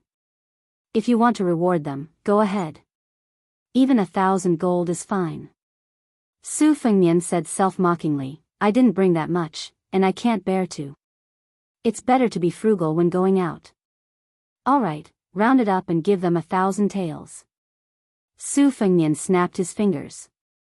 Blue Bird, who was most in tune with His Royal Highness, turned around and went into the carriage to get the banknotes. If it was 1,000 taels of silver, the two injured swordsmen would be so tired that they would vomit blood just by carrying them. If they went out and exposed themselves, wasn't that just seeking death? Did they really think that the world was peaceful and no one would pick up lost things? Jiang and I, whose face was full of indifference, quietly turned her head. The little girl, who was not good at math, stretched out her fingers to calculate. If one hand wasn't enough, she added another small hand with calluses. After much difficulty, she calculated the result. Her face immediately fell. 1,000 taels, 1 copper coin per word. 1,000 copper coins was 1 tael of silver. Wouldn't she have to read a whole million words of secret manuals and classics? She might not even be able to earn 1,000 taels of silver even if she finished reading that box of books. Practicing the sword seemed to be quite good. Didn't those two wanderers earn 1,000 taels with just a few bowls of wine? Jiang and I, who was secretly calculating, sighed and muttered, "But practicing the sword is really hard." Raising her head to look at the old god of swords, who was once invincible in the world but only had one arm left, Jiang and I felt that it was better to give up. Studying and earning money was good enough. The two swordsmen didn't hear the rumor that His Royal Highness had said, "It's a skill and should be rewarded." They were very disheartened. Moreover, they didn't even have the energy to drink milk in this competition, so the fighting momentum was inevitably weakened. They were suspected of having a strong start but weak finish. Those onlookers who didn't need to move their hands and only needed to move their mouths to drink wine couldn't see the knack, but how could they not see the difference in the intensity of the fight? Seeing that the two wanderers were getting more and more sloppy in their fight, they began to jeer and boo. On the official road, the two swordsmen, whose mouths were full of dust, had the urge to rush over and beat these bastards up. However, with the presence of the high and mighty crown prince, they could only suffer in silence. Indeed, as Su Fengmian had predicted, even their new clothes were bought on credit. Their swords, which were worth some money, were already in their possession. Otherwise, they would have lost everything and would not be able to face their confidants, who were eagerly waiting for them to go back and buy rouge and face powder. The heavens had opened their eyes. Blue Bird walked slowly, handing 2 stacks of 500 taels of silver notes to the young swordsman. One of them couldn't help but look at the beauty in front of him when he took the notes. His vision blurred and he flew backward, landing heavily on the ground. The other wanderer was shocked. He didn't care about exposing himself and hurriedly ran over to help his companion. He hurriedly took a small path to escape. Seeing this funny scene, Yu Yue couldn't help but smile. Su Fengmian didn't smile at all. He just lowered his head and drank a mouthful of wine. He said to himself, "Wenhua, so what if you can't afford a good sword? I hope you can always carry this broken wooden sword and become famous all over the world. When the time comes, according to our agreement, you will treat me to beef and I will cheer you on." The old god of swords, Li Chuangong's expression changed slightly. Looking at His Royal Highness, who was acting a little strange today, the old man habitually tugged at his sheepskin coat and said softly, "Boy, find a time to fight with that Lu fellow. This old man will watch the show. It's more interesting than watching 2 idiots who don't even deserve to carry a sword fooling around." Su Fengmian, who was busy thinking about the promise he made years ago, didn't hear the old man's words clearly. He raised his head and asked in surprise, "What?" The old man, who had always been sarcastic to His Highness the Crown Prince, felt as if the sun had risen from the west. He said calmly, "I'll let you fight with the one surnamed Lu." Su Fengmian said in a low voice, "All right." Chapter 113. Of course, Lu Qiantang wasn't deaf. He heard that the old sword immortal senior wanted him to spar with His Royal Highness. Although it was mostly a manual job to slowly feed His Royal Highness, what he practiced was the tide-watching heavy sword. His attacks weren't as delicate and precise as other sword techniques. What if he injured His Royal Highness? Who would he complain to?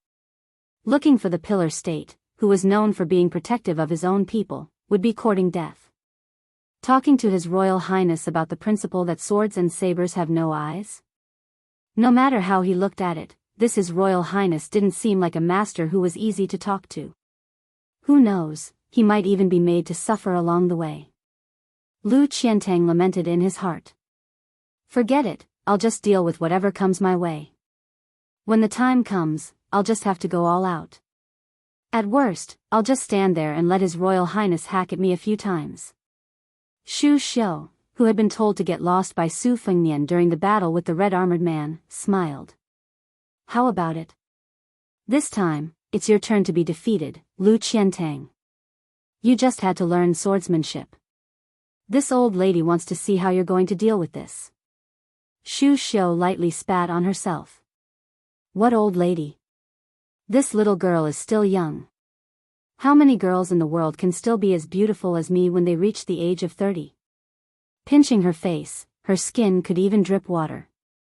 Xu Xiu, who hadn't been a witch for many years, was admiring herself. Su Fengnian had already stood up. Blue Bird paid the bill and gave a few extra taels of silver, making the wine stall overjoyed. Looking at the procession of horses slowly moving, the wine stall owner sat on an empty bench, weighing the taels of silver in his hand. It was rare for him to pour himself a bowl of apricot distiller's grains from the bottom of the wine jar. This thing couldn't be sold for a few copper coins, but it could relieve tiredness. The old doctor even said that it could cure rheumatism and frostbite. Some villagers who were bitten by snakes and bees had a habit of asking for some distiller's grains to cure themselves. The shop owner raised his head and looked at the 3 dusty words on the banner, thinking that he should take it down and clean it properly. Just as he was thinking about this small matter, he felt the ground tremble violently. Turning his head, he saw a general holding an unfamiliar huge weapon, leading over 100 cavalrymen charging past. The innkeeper rubbed his eyes. He was not mistaken. It was the heavily armored general who had been extremely respectful in front of the elegant young master. He had seen the Yongzhou army's appearance from afar a few times, and it was already shocking enough. However, the cavalrymen in front of him were even more majestic and sharp. Other than the burly general at the front, all of them were riding fine horses and wearing light armor. Each of them was equipped with a standard Bailiang saber and carried a crossbow on their backs. The innkeeper could vaguely recognize that saber. During the Spring and Autumn War, the reputation of this killing saber had long spread throughout the world. In the early days of the dynasty, countless people were proud of obtaining a Bailiang war saber. Later on, the imperial court issued a decree forbidding anyone other than Bailiang soldiers from carrying such a saber. Otherwise, they would be punished for violating the law. Only then did this turbulent trend gradually die down. Damn, which one of the children in Yongzhou's mink fur coat could have 100 elite cavalrymen following closely behind them? Was it a descendant of a general from Bailiang who came to Yongzhou to play? However, Yongzhou had clearly been competing with Quanzhou and Liangzhou for the past few years. This was something that even a commoner like him was well aware of. How could a dandy from Bailiang have the boldness to mobilize an army to gallop within Yongzhou's borders? Wasn't this forcefully slapping our provincial governor Tian's face? The innkeeper carefully put away the silver pieces. With one hand, he protected the half-empty bowl of white wine. He raised his other hand and waved it to disperse the dust. After thinking for a while, he still could not figure out the background of this gentle and elegant young master. In short, he was an important figure that he had never seen before in his life. The innkeeper waited for the dust to dissipate before raising his bowl and drinking a mouthful of distilled grains. He sighed emotionally and said, "This young master's family background is truly impressive. When I get back, I will have a good talk with my wife who has never seen the world. Sigh, it's a pity that he's not from our Yongzhou. Otherwise, I would have some face to talk about him with others." Yuan Meng, who once fought alongside Ningame in the heavy rain against that terrifying red-armored man, was a military officer from a mid-tier noble family in Bailiang. His career as a civil official was not smooth, so he joined the army in Bailiang. Since young, he had learned martial arts from a reclusive martial arts instructor who had retired from the Jianghu. Yuan Meng's spear techniques were imparted to him. Although he could not compare to Xiao Tu, who was taught by the spear immortal Wang Xiu from the northern lands, he could still be considered a valiant general who could take charge of an area on his own. To be honest, it had only been a day since he left Bailiang, but he had already lost dozens of his brothers.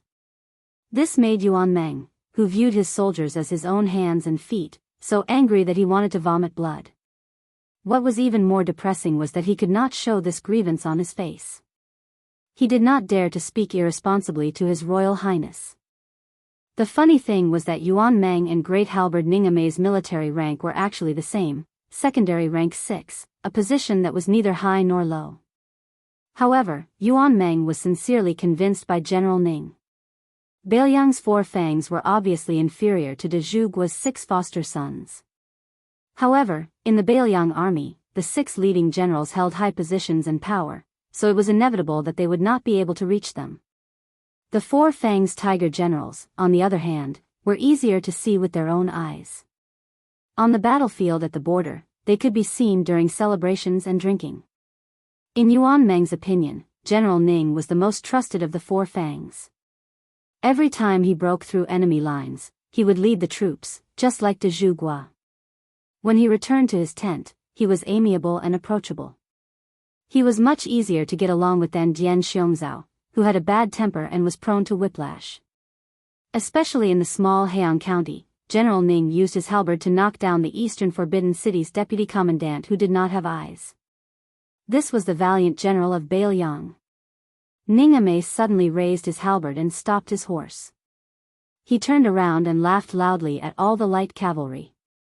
His Royal Highness told me when we were drinking that if he was at the Yingliang city gate that day, he would strip that Eastern Forbidden City's deputy commandant naked and hang him on the city gate. Yuan Meng was startled. The 100 personal cavalry of the Phoenix Battalion probably had the same expression as their leader, Yuan Meng. Their hearts were somewhat moved, but they did not take it seriously. Ningame only passed on the message and then continued to urge his horse forward. That giant halberd almost dragged the ground. According to the schedule, they would enter a city to rest at dusk. Su Fengnian did not enter the city. He let Lu Qiantang pick a small path to enter the Qingqing mountain range. This meant that unless they found the temple on the mountain, the group would have to sleep in the wilderness tonight. Qingqing mountain had 64 peaks, big and small. The peaks encircled the mountain like a city. The ancient trees were green all year round, and the greenery was thick. That was why it was named Qingqing. Chapter 114. Yongzhou had 3 wonderful sceneries. The easternmost was the West Sword Pavilion, which was said to have been created by a sword immortal with a sword coming from the east. It was the most dangerous place. In the south was the Kuei Gate Pass, which was said to have been passed by a saint riding an ox. The third was the Taoist Holy Land where the Qingqing king was born. It was originally a paradise of the 9 pecks of rice sect, but the Verdant Gazelle Palace Master, who was bestowed to the Qingqing king by the old emperor, was a Taoist priest from the Dragon and Tiger sect. He had taken over the 9 pecks of rice sect and expelled all the 9 pecks of rice sect, leaving only the Verdant Gazelle Palace. Therefore, the number of incense in the Qingqing mountain decreased sharply every year. It was much more deserted than the other famous mountains, which was really inconsistent with the Qingqing mountain's reputation. Misfortunes never come singly. There were fewer visitors, but there were more bandits occupying the mountain and calling themselves kings. Groups of stragglers and wandering soldiers were untraceable, and they often called themselves kings together with the Qingqing king. It was very troublesome for the government to exterminate them. Even if there were a lot of old hunters willing to take the risk to lead the way, they often failed. After several twists and turns, the county governor saw that the Verdant Gazelle Palace Master did not appreciate the kindness and even turned the tables by saying that the government was stirring up trouble and was noisy on this quiet place. He was even more unwilling to waste money and manpower, unless it was a high-ranking official who had nothing better to do and came to Qingqing Mountain for sightseeing. Unfortunately, they were robbed and forced to send troops into the mountain. The government was waiting for Qingqing Mountain to become a dead mountain and a dead city. They wanted to see how the Qingqing king, who only had a title, could maintain the incense. When His Royal Highness changed the itinerary, the old Taoist priest, Wei Shuyang, was quite emotional. When he was young, he lived on a peak in the back of the mountain. However, he was not the kind of person who admired Taoism when he was young. After all kinds of discouragement, he became a Taoist priest. He had some feelings for Qingqing Mountain, but not deep. He was very angry about the Qingqing king's expulsion of the 9 pecks of rice sect. If it were not for the important task of protecting His Royal Highness, he would have come to Qingqing Mountain to argue with the Taoist priest who was crowned king. Qingqing Mountain was known for its fog. An hour after entering the mountain, the dusk seemed particularly heavy. Su Fengnian was not in a hurry to let Lu Qiantang find a place to rest at night. He rode on the white horse leisurely. Yu Yuwei listened to the old Taoist priest, Wei Shuyang, introduce the scenery of Qingqing Mountain along the way. She was not worried about eating and sleeping in the open. Back then, hundreds of thousands of people fled from the imperial city of West Chu. She and her father were wrapped in the torrent. What kind of suffering had they not suffered? Back then, Su Fengnian heard that there was a heavenly paradise on the mountain that was ranked very high in Taoism. That was why he left the mountain on the official road. In the end, in broad daylight, he encountered a group of bandits who cut the path. One ran while the other ran. It was really embarrassing. As Su Fengnian thought about it, the corners of his mouth curled up. If he did not know that old Huang was Jianzhou Huang, he probably would not have known that this guy with missing front teeth who loved drinking yellow wine was a master. At that time, Su Fengnian was riding on horseback, but old Huang was carrying his luggage and running wildly under the horse. He was not slow at all. If he was an ordinary person with a thin and weak body, how could he have the strength to run half the mountain with the horse? Why did he not think of it at that time? Su Fengnian came back to his senses. Relying on his memory, he looked at the familiar scenery and said with a smile, Lu Qiantang, 1 li up the mountain, there is an abandoned Taoist temple. Go and investigate it first. Lu Qiantang accepted the order and left. The mountain was dark and wet, and Yu Yuwei was a little cold. She hugged Wu Meinyang tightly. Su Fengnian glanced at her and said gently, tonight, you and Jiang and I will sleep in the carriage. Yu Yuwei's expression was complicated. She lowered her eyes and looked at Wu Meinyang, who raised her head. Not long after, Lu Qiantang returned and said respectfully, reporting to Your Highness, there is indeed an abandoned Taoist temple. There are no miscellaneous people. Su Fengnian nodded. He turned his head and ordered Yang Qingfeng, go and catch some game. Yang Qingfeng's figure jumped and disappeared into the dense forest. The horse continued to move forward meekly. The Taoist temple was still the same Taoist temple. It was just that it was even more dilapidated than before. Lu Qiantang picked up some firewood and started a fire in the courtyard. Tonight, the 3 of them naturally had to take turns guarding the temple. If Xu Xiu was unwilling, Lu Qiantang would not haggle over such trivial matters. The pillar of De Guo was too lazy to say which of the 3 retainers of the prince's mansion was higher or lower. His Royal Highness also did not say anything. It was as if he wanted the 3 of them to compete on their own. As for who was stronger and who was weaker, it was hard to say. Lu Qiantang was 100 times more confident in the scarlet cloud sword in his hand. However, he was not blindly conceited. Against the red-armored talisman general, Xu Xiu's internal energy could not be underestimated. Yang Qingfeng's treacherous methods were even more unpredictable. Taking a step back, so what if they competed? The maidservant that His Royal Highness called Blue Bird made her move today had already shocked him. Yang Qingfeng caught several pheasants and wild rabbits. He was even carrying a wild muntjac. However, His Royal Highness was only interested in the pheasants. He smiled and said, this is a specialty of Mount Qingqing, white fruit pheasants. They grow by pecking on white fruits. The fragrance of their meat is even more excessive than that of the muntjac. You'll know when you taste it. The premise is that this Shitsi is able to control his mouth and not swallow it all. There was a clear spring at the back of the Taoist temple. Bluebird and Su Fengnian, who had been ordered around by him, skinned and washed the pheasants together. In order to plan for the long term, Su Fengnian had Bluebird teach him step by step how to control the heat of the ginger, which could even scorch a roasted goose. Su Fengnian sat on the steps. The two long and short sabers embroidered with winter and spring thunder were stacked on top of each other on his lap. Yu Yue, who did not bring many personal belongings with her, did not want to sit on the ground and dirty her clothes. Holding Wu Meinyang, she stood next to Su Fengnian. On the other hand, the old sword god was lying on his back on the highest step, using a bluestone he had casually picked up as his pillow. Yang Qingfeng was feeding the horses outside the courtyard. Xu Xiu and Lu Qiantang were standing guard at the entrance to the courtyard, one on the left and one on the right. Su Fengnian waited for the delicious food to enter his mouth, then turned his head and pointed to a towering mountain in the distance, saying softly, "On the top of that mountain is the Qingyang Palace. On a clear night after the rain, you can see the wonders of thousands of lanterns facing the heavenly court. But I have only heard about it from Huang, and have never seen it with my own eyes. Years ago, I was robbed at the foot of the mountain and almost died of exhaustion.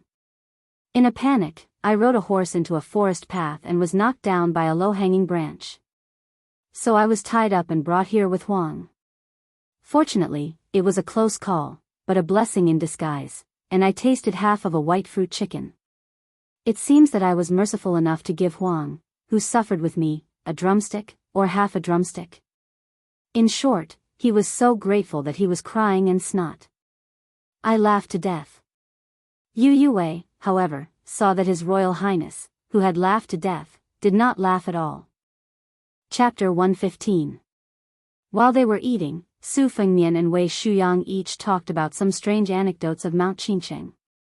Yu Yue listened attentively while the old god of swords just wolfed down his food. Although Jiang Ni was quite fond of Mount Qincheng, he said that there were many celestial mountains in western Shu. Just Mount Imei, which was higher than the West Pole, was enough to suppress all the famous mountains in the world. Su Fengnian, on the other hand, said that there were continuous snowy mountains in western regions that were higher than both Mount Imei and Mount Qincheng. It was just that scholars and poets did not have the ability to see it with their own eyes. Jiang Ni said that Su Fengnian was just talking nonsense, but Old Man Li vaguely said that the snowy mountains in western regions were indeed much higher than Mount Imei. Mount Lantua claimed that it was 3 times the height of Mount Imei, which was already the highest among the 5 sacred mountains. And this was still a modest statement. Only then did Jiang Ni lose his temper. Yu Yue asked softly, "Do you want to give some to the Phoenix Battalion?" Su Fengnian, who was gnawing on a white fruit chicken, used his greasy finger to point at Lu Qiantang and the other 2 who could only eat at the door. He said flatly, "It's strenuous and unrewarding to give these people some small favors. Let's not talk about the Phoenix Battalion. These 3, if you don't give them what they yearn for even in their dreams, even if you put 10,000 roasted white fruit chickens in front of them, they'll only think it's disgusting." Yu Yue said softly, "But it's always good to be approachable." Su Fengnian laughed and said, "That's because you haven't stayed in the Bailiang army. That's why you can say that. Let's not talk about others." Su Zhao's prestige was earned by taking the lead and risking his life time and time again. In the later stages of the chaotic war of spring and autumn, the late emperor specially decreed that Su Xiao was not to personally charge into enemy lines. Do you know how many of Bailiang's top generals died for Su Xiao? Wang Jian, the peerless hero who was known as the giant spiritual official of the heavenly court, and 2 others before him were all dead. Now, Qi Danghua, who was carrying the banner of Bailiang, had scars on his body. Even an old soldier who had been through hundreds of battles would be shocked to see him. Su Xiao himself had said that it was the will of the heavens that he was able to live until today. It was the heavens that did not want him to die. Giving people a small profit, if the operation is done properly, of course it can be exchanged for a big profit.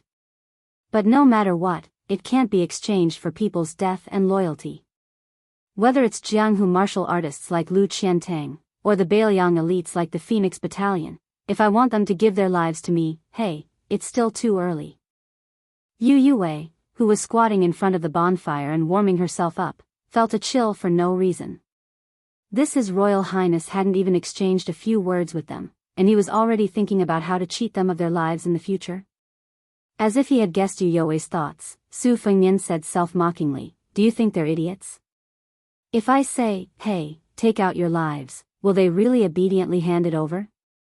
The name His Royal Highness can only frighten people and tempt some petty people who seek profit.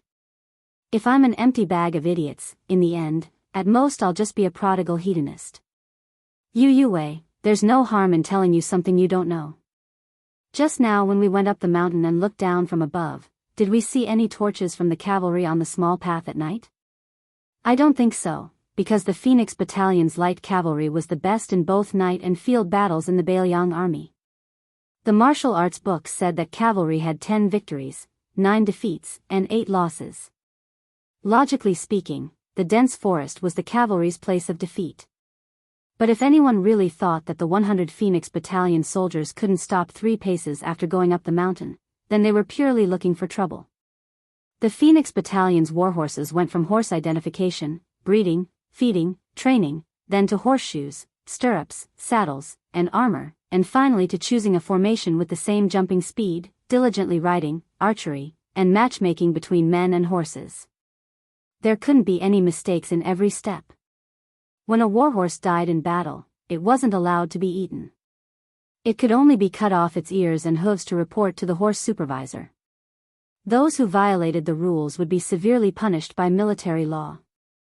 This was just a microcosm of the Bailiang army. Su Shao managed the army and was clear about rewards and punishments. Before the battle, he never asked for great merits, only that he didn't make any mistakes. In the end, it was only a battle to the death, a battle to the death, and still a battle to the death. This was the biggest and only characteristic of Su Zhao's army.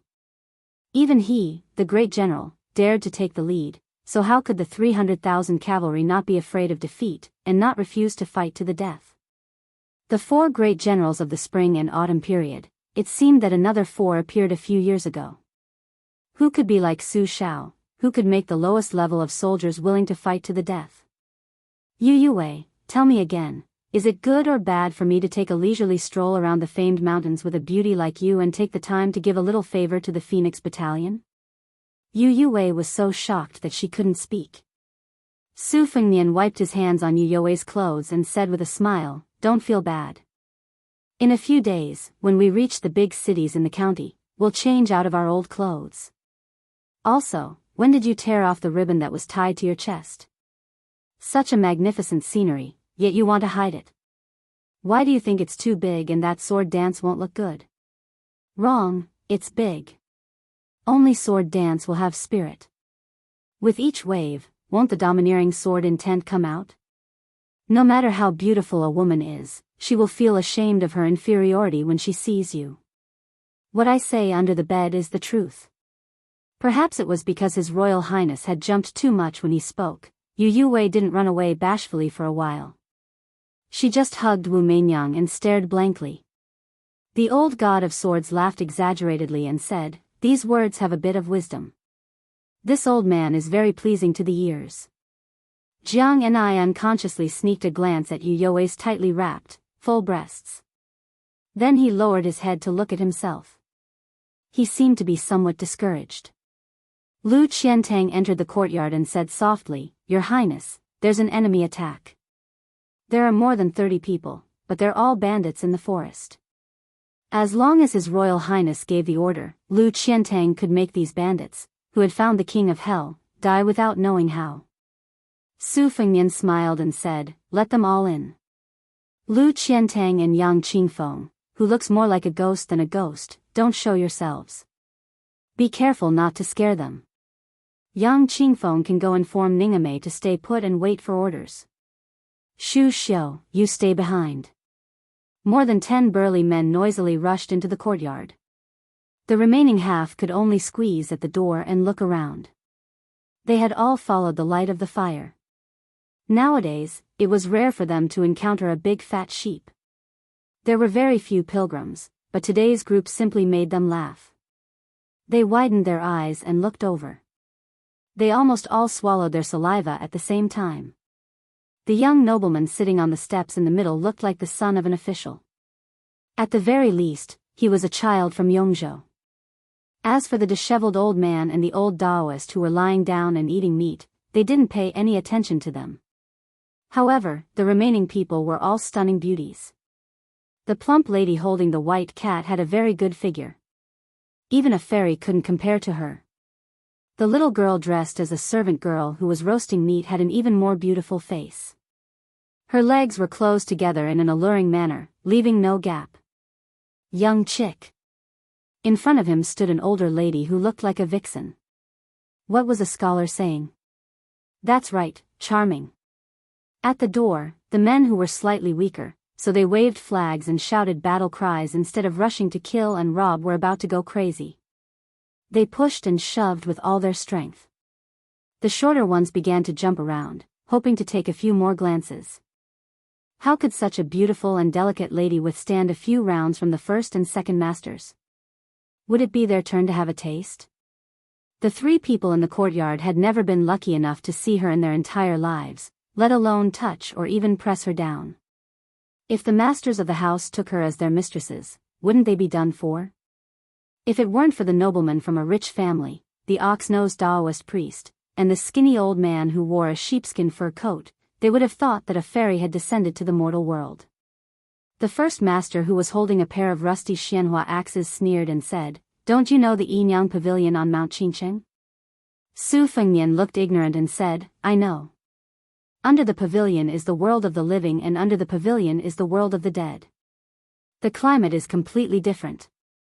In the past, when I was in this Taoist temple, I heard people say that even if there was a thunderstorm under the mountain, it would still be sunny on the mountain."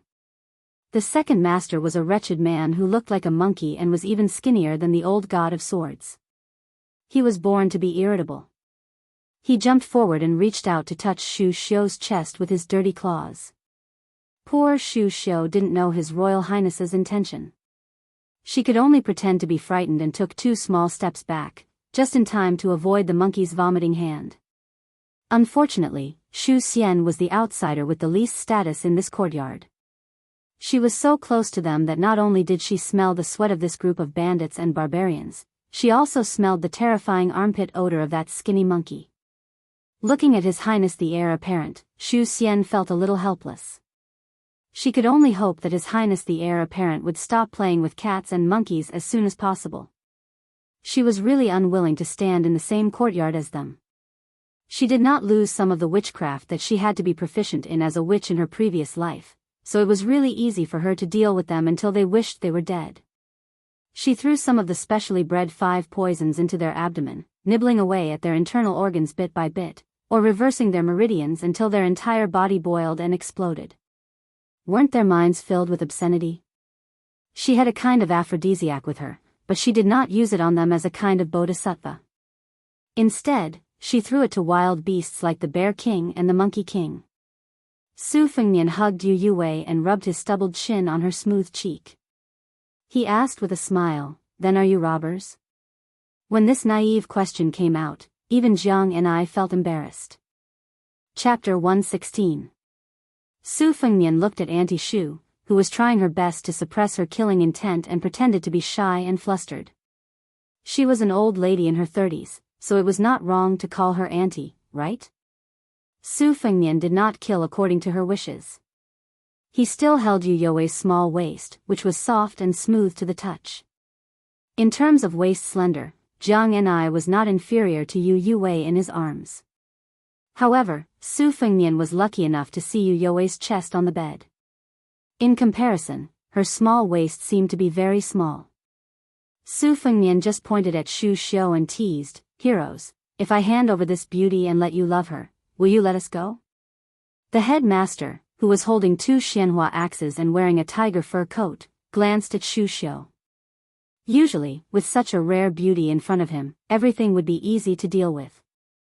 However, a man who is not content is like a snake trying to swallow an elephant. The other 2 in the courtyard were obviously more delicious than the one closest to him. Even the most beautiful and arrogant Taoist nuns in the Qingyang Palace were not half as good as them. The head master had been on the mountain for 2 months and he was about to suffer internal injuries from holding back his evil desire. He was just short of finding a female monkey to have fun. The county governor went into the mountain to kill people every time, but there were many wanted posters of the big and small mountain kings in Qingqing posted in the county.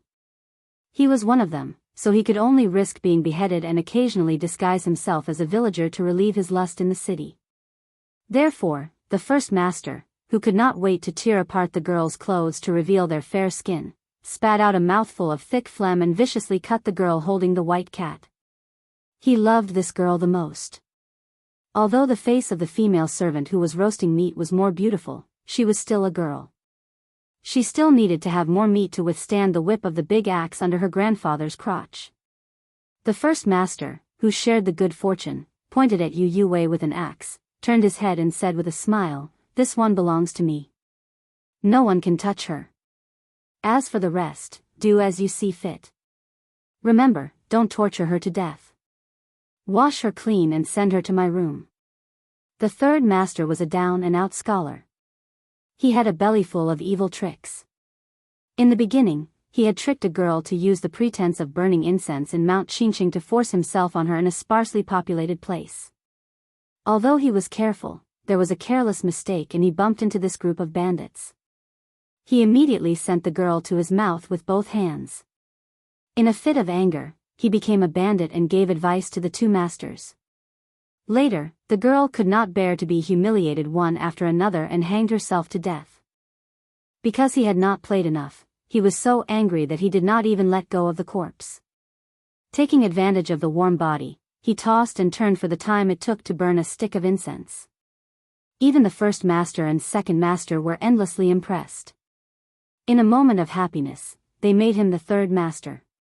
The third master stared at Jiang Ni and said with a gloomy smile, "This little sister belongs to me. I will take her back and train her well. Don't be afraid.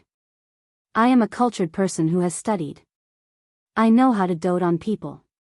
Only Shu Xiu was left. The skinny second master sourly said, "That year, the girl who was tricked into going up the mountain died. She was thrown down the cliff to feed the wild dogs." Su Fengnian snapped his fingers and asked, "I remember that this used to be Old Man Meng's territory. How come it changed to you guys?" The first master said with disdain, "That trash who did not even dare to kill people has long been driven away. Don't talk nonsense. Come out and accept your death. It is only a matter of Grandpa's axe." Su Fengnian let go of Yu Wei and stood up with his saber. The first master looked at this posture and was stunned for a moment. Then he laughed wildly and said, "Boy, you still dare to play with your saber in front of Grandpa?" Su Fengnian lightly jumped down the stairs. His movements were graceful and untainted by smoke and fire. It was obvious that his inner strength was not ordinary. Seeing that the head of Xian Hua's flower axe was a little dumbfounded, he kindly reminded him, "Look behind you." The first master did not dare to turn around for fear of being sneakily attacked by this boy.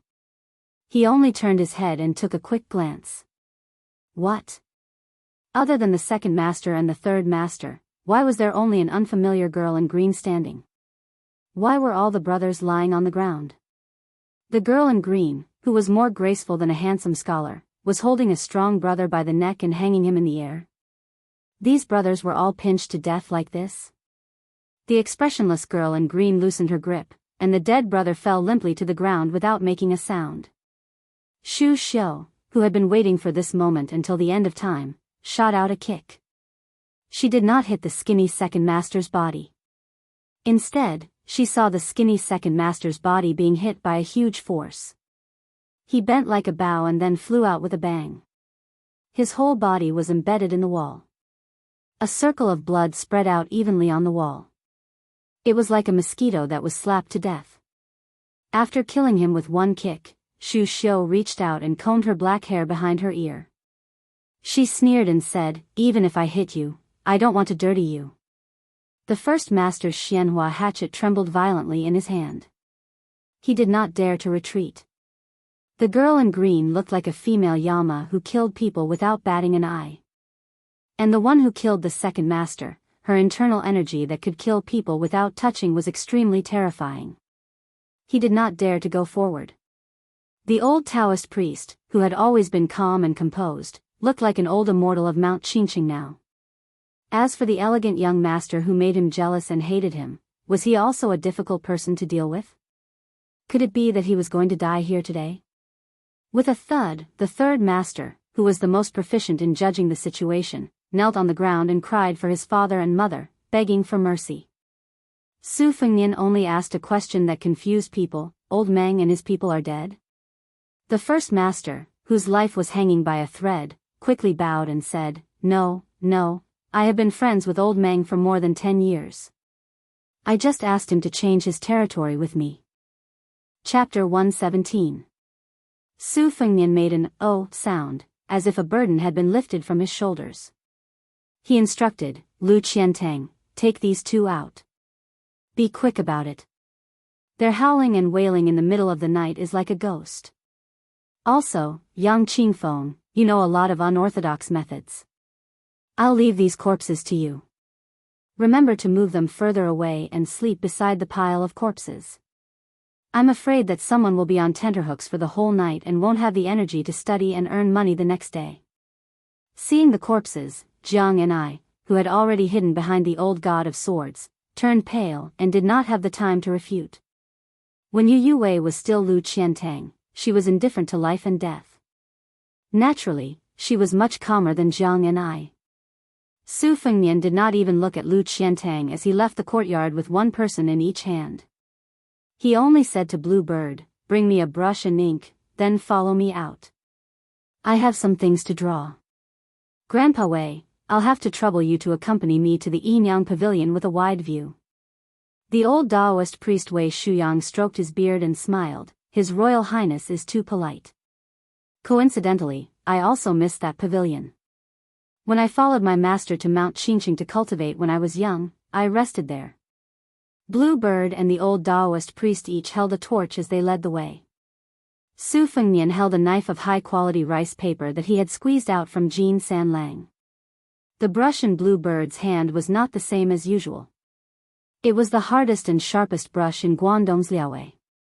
Looking at the back of the three people, Jiang and I then looked at Yang Qingfeng, who was digging out the dead person from the wall and dragging it out of the courtyard. Presumably, the two bandits that were carried out by the swordsman Lu Qiantang like chickens and ducks were also unable to escape death. Jiang and I, who was hiding behind Li Chungang, was in a daze. The old sword god had seen many vicissitudes of life. When he was young, he was also frivolous, so he was not unfamiliar with women's thoughts. He laughed and said, Little Jiang, this old man has to say a few good words for little Su. You didn't accuse His Royal Highness of being unrestrained in Bailiang. However, outside of Bailiang, some of his methods cannot be said to be vicious and merciless.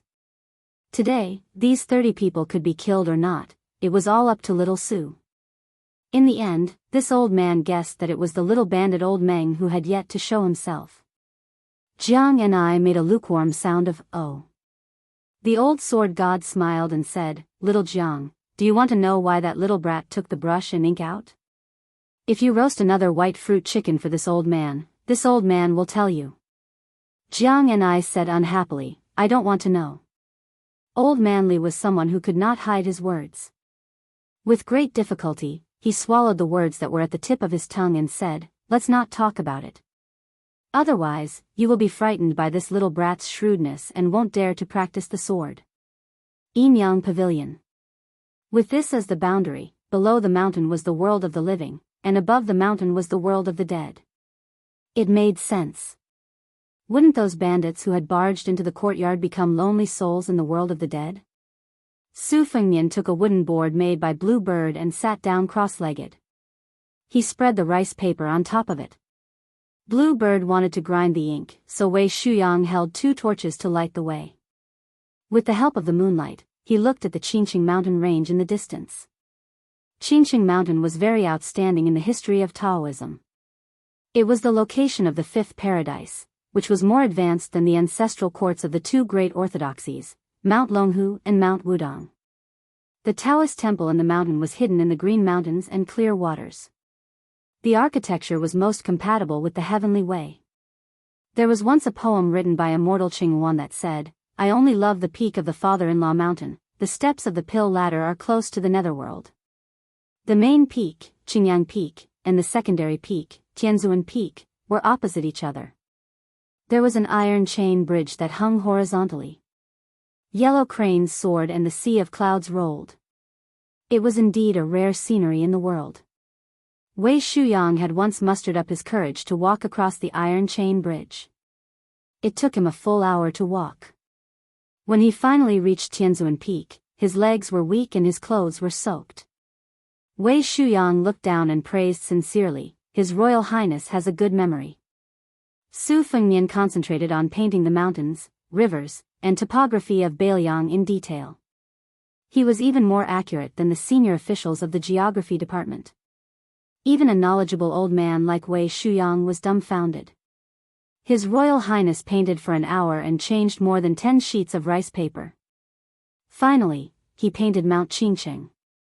His Royal Highness was only riding on a horse.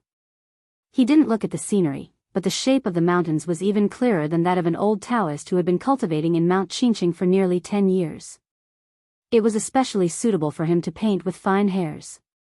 Wei Shuyang had seen His Royal Highness grow up, so he was far more familiar with Su Fengnian's character than outsiders. It was true that he was naughty and mischievous. Otherwise, he wouldn't have ridden on Wei Shuyang's neck and peed. When he pooped in the tide listening pavilion as a child, he would casually wipe his ass with a secret manual. However, once this child became serious, he would have a stubborn spirit. Once, he was punished by Li Yishan on the top floor to copy scriptures. His Royal Highness didn't admit his mistake, but he still copied the scriptures. In a fit of pique, he copied nearly 300,000 words. In the end, even the Great Pillar State came forward to plead for leniency. In the end, he won over Li Yishan, who didn't know whether to laugh or cry. Su Fengnian stopped writing and waited for the ink to dry. He looked up and smiled at Blue Bird. "Later, take these rice papers back to the carriage and sleep. Otherwise, that girl won't dare to close her eyes." When the rice paper finished eating the ink, Blue Bird took the paper and brush and left. The torches had been changed several times. Su Fengnian shook his wrist and laughed softly.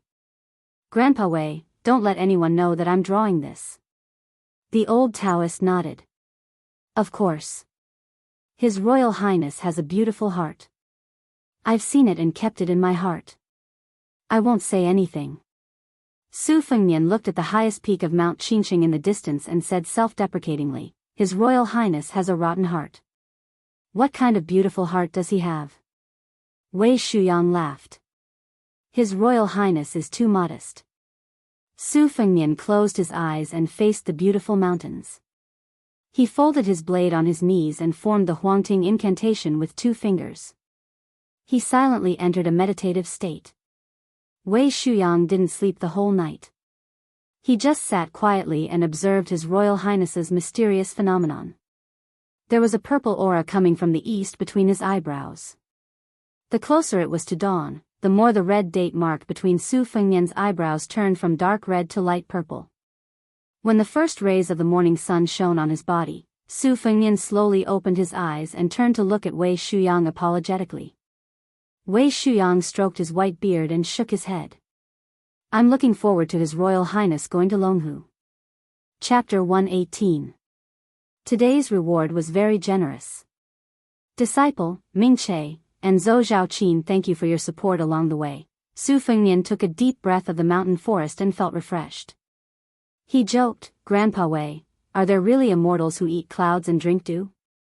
Do you think there are immortals who eat the essence of the sun and moon in the Qingyang Palace?" The old Taoist chuckled and said, "I have never heard of such immortals. My master only knew some Dharma access to fasting and essence. He is far from the immortal realm." Su Fengnian left the pavilion and looked up at the Qingyang Heavenly Lord's twin peaks that looked like a pair of bull horns. He muttered to himself, "The Qingcheng King sounds very powerful."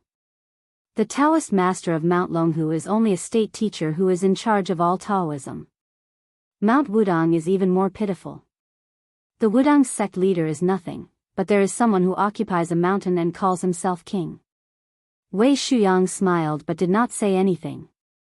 Because of his high status, he had been friends with His Royal Highness for more than 10 years. Therefore, when he traveled with Su Fengnian on the horse, he knew about the farce of 2 geese swapping yellow gates. Now that he saw His Royal Highness drawing with the geography of the mountains and rivers, it was very likely that he would draw wherever he went. Was he not going to draw 3,000 miles of beautiful mountains and rivers in a single line? Would there be any hidden secrets in this path? Old Taoist Judami did not dare to delve deeper. He just kept it in his heart. The more he spoke, the more likely he would make mistakes. Almost all the scholars in Bailiang had their tongues pulled out by the Great Pillar State. No one dared to talk about the military and politics of the border. They only knew how to recite poems and couplets. However, there were a few poets who had the courage to join the military. In recent years, there were many bold and powerful famous poems that attracted the wanderers who wanted to become famous to join the military. Interestingly, many foppish young masters were tortured half to death by His Royal Highness and felt that they could not make it big. In a fit of anger, they went to the border to fight for military achievements.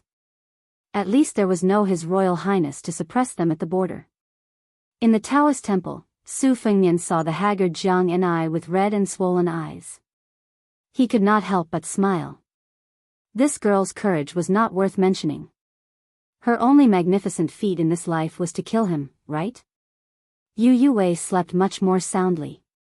Her eyes were clear, as if she had understood some things that she did not understand in the past. Her gaze toward His Royal Highness was much clearer and less cloudy and gloomy from her self-reproach. Su Fengnian could not be bothered with these minor details. He ate his breakfast carelessly and found the old god of swords, who was standing with his hands behind his back. The old man was staring at an old couplet with blurry handwriting. Su Fengnian lowered his voice and said, "There are some new things in the box of books in the carriage. If you have to escape in the future, I'll have to trouble you to bring the box along with Jiang and I." The old god of swords said lazily, "It depends on this old man's mood." Su Fengnian secretly bared his teeth. Seeing that the old god of swords was going to watch him and Lu Qiantang exchange blows, he did not criticize the old man for being a hero past his prime. Su Fengnian couldn't help but grimace when he saw the old man, who used to be one of the top figures in Jianghu, stretch out his arm to scratch his crotch. "Old sword godly, Grandpa Wei said that you used to be single and unrestrained in Jianghu, and that no one could compare with your green robe and sword. There were also countless outstanding women who had unrequited love for you. But you are acting like this now. Is it true that you didn't come from random flattery?" It was indeed wise not to tell Grandpa Wei that this old man was Li Chungang. As soon as the old man scratched his crotch, he stretched out his hand to brush his yellow teeth. His teeth were stained with shredded meat from the meat he ate last night. He gently flicked it away. Su Fengnian, who had seen everything, silently walked away, cursing in his heart, F***ck this earth sword immortal. Following the road around the mountain, they passed by the 2 peaks of the mountain gate of Qingcheng and arrived at the mountainside of Canopy Peak.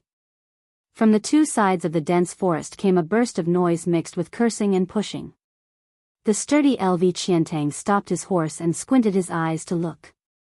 This man with a huge sword, red afterglow, sat upright on a tall and sturdy horse. Looking at the group of His Highness, the heir apparent from the layman's perspective, the swordsman Lv Qiantang might only be slightly weaker than the halberd Ningame. This burly swordsman from Dongyue was undoubtedly able to intimidate the little rats. Lu Qiantang saw a thin and weak young man with a yellow face being pushed out of the forest and stumbling on the road, falling flat on his face. However, this young man did not speak to Lu Qiantang's group of people. Instead, he turned around and scolded, "Lu Reed, I'm not going to let your wife off tonight. Why did you push me? I don't have the strength to climb the wall to see you lying on your wife's body. You could have pushed anyone else, but you pushed me out. Let's see if I don't expose the fact that you touched a big girl's breasts in the market last month." Lu Qiantang looked at him coldly and slowly drew out his giant sword. A hoarse voice sounded in the dense forest, "Little bastard, are you looking for death?" Why aren't you running? The wind is strong, let's go.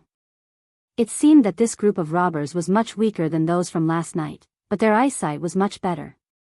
The most amusing thing was that the young man stared dumbfoundedly at Yu Yue, Shu Xiu, and Blue Bird. Before he ran away, he shouted at the top of his lungs, "Sisters, you're even prettier than the immortal ants of Qingyang Temple." Yu Yue raised the corner of her mouth. This little thief was much cuter than those unlucky villains from yesterday. His Royal Highness rode out and slapped Lu Qiantong's hand with the embroidered winter saber. Yu Yue was very surprised, but it was a kind of joy from the bottom of his heart. His Royal Highness carried the embroidered winter saber on his shoulder and laughed, "Little Hawthorne?" The young man was about to run into the dense forest, but he suddenly stopped and looked back at the strange young man on the horse. He only felt that the young man looked familiar, but he didn't know such a rich young man. What? Oh my God, did I get on the list of bandits in the city? It can't be. We have the lowest status among the dozens of bandits in Mount Qingcheng. Even the head Meng was not qualified to have his portrait posted on the city wall. Because of this, the head Meng was very angry. He always said that he was the first bandit king of Mount Qingcheng. Why didn't he get on the list? My old Meng has also kidnapped several wives and daughters of officials in the county. Didn't he just let them go after taking some money? Did he look down on us? The young man, who was nicknamed Little Hawthorne by his Royal Highness, was stunned for a moment. He stared at him for a while and then said uncertainly, "Su Fengnian?" His Royal Highness narrowed his eyes and pursed his lips. Shu Xiu, who was very picky, was dazed for a moment. His Royal Highness was really charming. Not to mention a mature woman in her 30s like her, it could be said that women between 10 and 80 years old would be attracted. Su Fengnian jumped off the horse and smiled, "Isn't it? It's only been 3 years, and you can't recognize me?" The young man was really a newborn calf who didn't know anything about the world. He didn't care about anything else and ran to Su Fengnian with a scream. He circled twice and excitedly reached out to touch Su Fengnian's saber and pulled the sleeves of Su Fengnian's brocade clothes. He was amazed and looked up to ask, "Su Fengnian, you are even more arrogant than last time. This time you are going to give money to old Meng again?" Chapter 119. Su Fengnian didn't seem to mind that his clothes had been touched until they were dirty. He only used the embroidered dagger to knock the young man's head lightly and scolded with a smile, "Go away, last time you guys robbed me. This time it's me who should rob you guys." More than 10 ragged thieves jumped out of the dense forest. None of them weighed more than 150 kilograms. They were all poor, old, and young. Most of them were wearing their own woven straw sandals. A few of them had weapons in their hands, but they were only carrying wooden spears and sticks. Compared to the group that attacked the Taoist temple at night, there was a world of difference. The leader, Old Meng, was a skinny old man who weighed more than 100 kilograms. He rubbed his eyes and finally recognized that the young man was the Su Fengnian that he had chased half a mountain away. He then looked at the majestic retainers on horses in fear. He carefully took 2 steps forward and asked from afar, "Su Fengnian, let's make things clear first. You spent all your money in the past few years. I only have 1 life left. If you want to take it, take it. If you frown, I will change my surname to yours." Su Fengnian looked around. Little Hawthorne, the timid old Meng, Lu, the man who loved his wife the most, Cripple Kong, and many other familiar faces were still there. They were all alive. Su Fengnian's smile was intoxicating. He hugged Little Hawthorne's small body and said loudly, "Old man Meng, look at you. Even your stockade has been taken away by others, and you still want to pretend to be a hero in front of me. Damn you, don't pretend to be a fool in front of me. Go, pick a place near the water and I'll take you guys to eat your fill." Old Meng timidly said, "Su Fengnian, did you become a bailiff in the government office? Do you want to wipe us out?" Su Fengnian glared at him and scolded, "Nonsense. I came here to enjoy the scenery and see if I could meet you. Before I went up the mountain, I was wondering if you had starved to death. Now it seems that you are not far from it.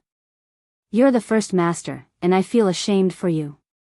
Old Meng's subordinates, Reed Pole, burst into laughter, making Old Meng, who has no dignity, feel very embarrassed. Old Meng smiled embarrassedly and said, "Hey, it's hard for a hero to stand out in this world. You little brat, your mouth is still unforgiving. Well, let's go." Yu You's eyes widened, and Xu Xiu's charming face stiffened. Jiang Mi's little head peeked out from behind the curtain. He just couldn't understand what was going on. Old Meng led the way to a picturesque place near the water. There were a few shabby thatched huts, with some ragged clothes hanging on the bamboo poles. If this was considered as occupying a mountain and becoming a king, who in the world would be willing to be a bandit? Yang Qingfeng, who came and went like a ghost, came out with countless game animals. This group of bandits, who had worked hard to set 10 traps but still couldn't catch a single wild rabbit or pheasant, were drooling.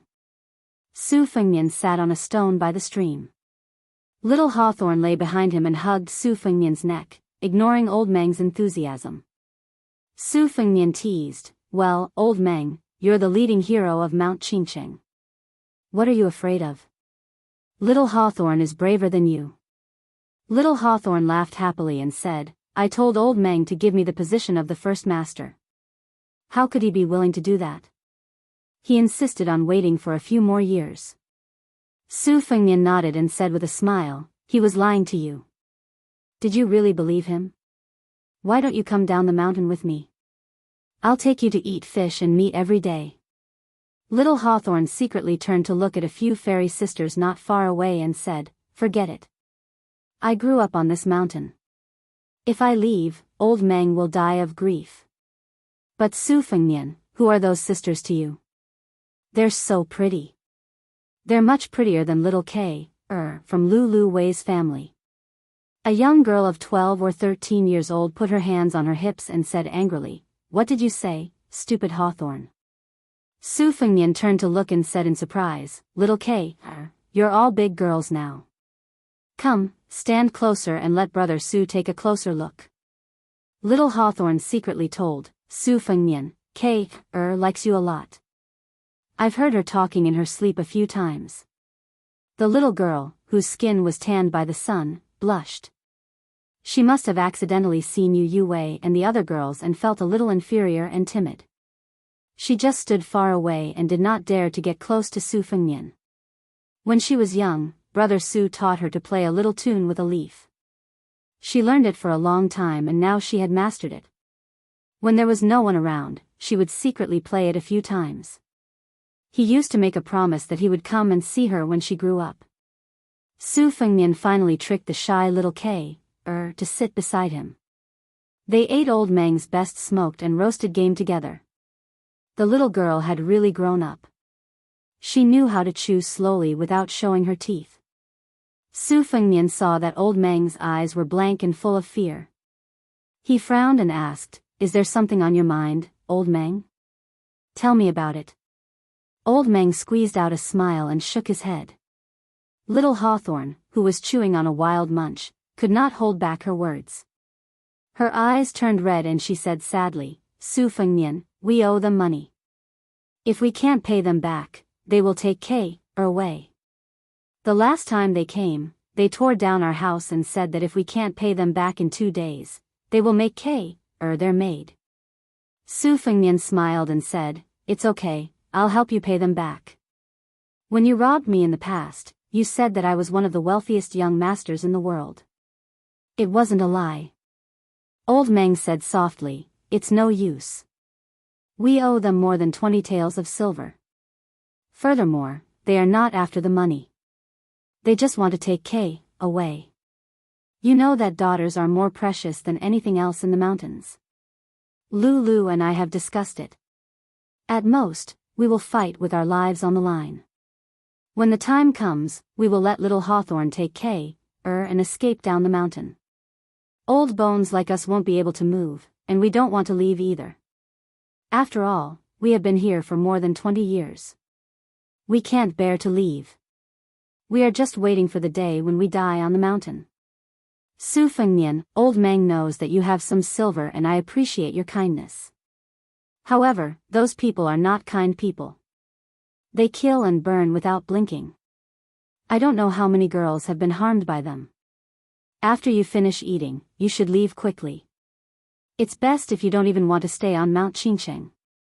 It's not peaceful. Su Fengnian asked, you owe them money. Was it the first master who used a pair of axes? Old Meng said with lingering fear, that's not the case. If it were those people, we would have died long ago. Old Meng would rather starve to death than borrow money from them. Sigh. A good man takes responsibility for his actions. Old Meng has been sloppy all his life. Fortunately, I still have these old brothers. Su Fengnian, Old Meng boldly asks you to take care of little Hawthorne and Kay. It's easy to feed poor children, but I beg you not to let them become slaves. When we went up the mountain, we still had the backbone of men. We can't live backward. Just don't let them starve to death. If you are willing, Old Meng will kowtow to you. I don't mind kneeling for this great kindness. Su Fengnian was expressionless. Old Meng looked bitter. Lu Qiantang bowed and said, there are more than 10 new people. Su Fengnian made a cold gesture of cutting his throat. Old Meng was dumbfounded. Su Fengnian frowned and asked, Mount Qingcheng is so chaotic. Doesn't Prince Qingcheng know how to do something about it? Old Meng said bitterly, why would he care? Those immortals in Qingyang Palace don't care about the lives of ordinary people. Su Fengnian stood up and patted little Hawthorne's head. He then took K's small hand that was not delicate at all and said with a smile, I used to carry you on my back. Now that you are a girl, I can't carry you on my back anymore. Your father will fight me with a hoe. Let's go. Take to Qingyang Palace to see the immortals. Chapter 120. Su Fengnian held little Hawthorne in one hand and in the other as they walked away. Old Man Meng, who had been a bandit for more than 20 years, had mixed feelings. Back then, when he had brought his old brothers to see the master and servant touring Qingcheng, even a blind person would know that they were a fat sheep dripping with oil. A dozen people had rushed up to intercept them. Old Man Meng had just said that as long as they had money, they would not hurt anyone. This timid young master had already fled on horseback. If he had not been unlucky enough to be knocked off his horse by a branch, he would have really run away in a panic. Old Man Meng could not do the immoral business of robbing money and killing people. Unexpectedly, he had accidentally found several large piles of banknotes and some strange books on this fat sheep. The group of old fellows were all dumbfounded. It turned out that this fat sheep had an extraordinary background. Without needing Su Fengnian to beg for mercy, Old Man Meng had taken the initiative to take a banknote worth 100 taels of silver and returned the rest. It was not that Old Man Meng viewed gold and silver as dung. It was just that several groups of people on Mount Qingcheng had robbed wealthy families and attracted the attention of hundreds of armored soldiers from the county's military office.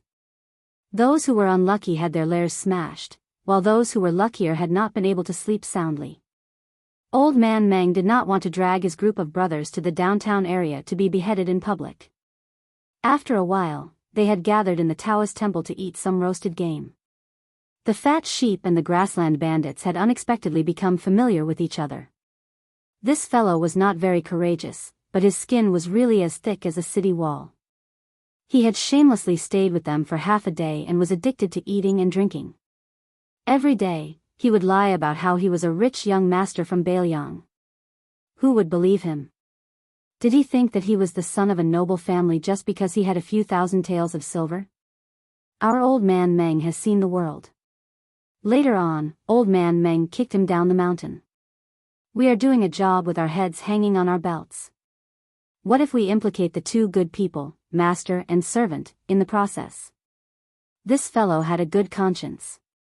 Before he went down the mountain, he had given an extra 100 taels of silver, saying that he would keep it for to buy clothes and rouge when she grew up. However, business had been slow in the past 3 years. More than half of it had been extorted by a few little immortals from Qingyang Palace. Then, he had been on good terms with a few groups of people in the same industry who had borrowed but never returned the money. Half a year ago, he had had no choice but to borrow 30 taels of silver from Enchanting. Lu ran over with his head full of sweat. His lips were pale and trembling as he said, "Old man Meng, Enchanting and those bastards are all dead. They were all killed by that guy with the big sword." Old Lu was as thin as a reed pole, but he had married a wife who was heavier than both of them. Moreover, he had given birth to a little girl who was getting more and more beautiful as she grew up. Old Lu wiped his sweat and sat on the ground. He gasped for breath and said softly, "This swordsman is too overbearing. He killed several people with one strike. How many of them could they withstand? They were all dead. None of them had a whole corpse. Old man Meng, you are the smartest one among us. Think about it. Are we lucky or doomed? If we met Enchanting and his gang, we would have fought with our lives. However, Su Fengnian is a real person. If he holds a grudge against us, wouldn't it be like playing with us?" Old man Meng thought for a while and said bravely, "It's a good thing. Su Fengnian doesn't look like an official's son who kills people like flies. He really likes little Hawthorne and Kay. We can all see this. He can't be bad. Otherwise, we wouldn't have survived." Lu Reed whispered, "What is the background of this Su Fengnian?" Old man Meng reached out and touched his back. It was wet. He shook his head and said, "How would I know?" Lu Reed was surprised. "Hey, what about the servant, old Huang?" Old man Meng said absent-mindedly, "Have you ever seen a servant who can run as fast as a horse? That's why I didn't dare to ask for more money." Lu suddenly realized what was going on. He slapped his thin thigh and accidentally slapped it too hard. He sucked in a breath of cold air. Cripple Kong, who always liked to hide at the back of the group, ran with great momentum today, or rather, he pissed his pants in terror. This cripple used to like to jest with Su Fengnian, bragging about how he was more handsome than Su Fengnian when he was younger. Now, his face was pale as he shouted, "There are people from the Yamen." With a rough glance, there were at least 100 people. They were all riding horses with sabers and crossbows. Compared to the officers and soldiers who went up the mountain to encircle and suppress them, the difference was like heaven and earth. Old Kong had served in the army before. He recognized the famous Baoyang sabers. They are Baoyang sabers. These 100 people can flatten the entire Mount Qingcheng, let alone us. Old man Meng and Lu Reed looked at each other. They could only wait for death. Fortunately, little Hawthorne and Kay were not here, so they could die without grievance. Who would have thought that when these 100 elite light riders arrived at the stream bank, their leader, a general in heavy armor and holding a halberd, took off his helmet and helmet. With a smile he looked at old man Meng's group of rarely seen kind-hearted thieves, and spoke as softly as possible, "This general is Ningame. His young master Su said not to disturb Mr. Meng. It's just that our cavalrymen have always regarded the horses as their comrades. On the way up the mountain, we couldn't find a water source, so we had to break the rules and disturb you. Mr. Meng, please don't blame us." Old man Meng spoke with a thick Yongzhou accent. He was confused and asked, "What did the general say?" Ningame patted his ink-black beloved horse. He smiled and said, "The horse wants to drink water, so we took a break." Chapter 121. Old man Meng felt relieved and said, "General, you don't have to be polite. Drink as much as you want. You can even drink all the water in the stream." Ningame cupped his fists and turned around to say sternly, "Hold on tight for a stick of incense." The 100 light cavalry from the Phoenix Battalion didn't make any noise. Only the sound of the horses drinking and snorting could be heard. The Liang dynasty had always been recognized as the best warhorses in the spring and autumn period. Their horse policy was flourishing and the imperial court paid special attention to it. The martial arts books said that horses were important to the country.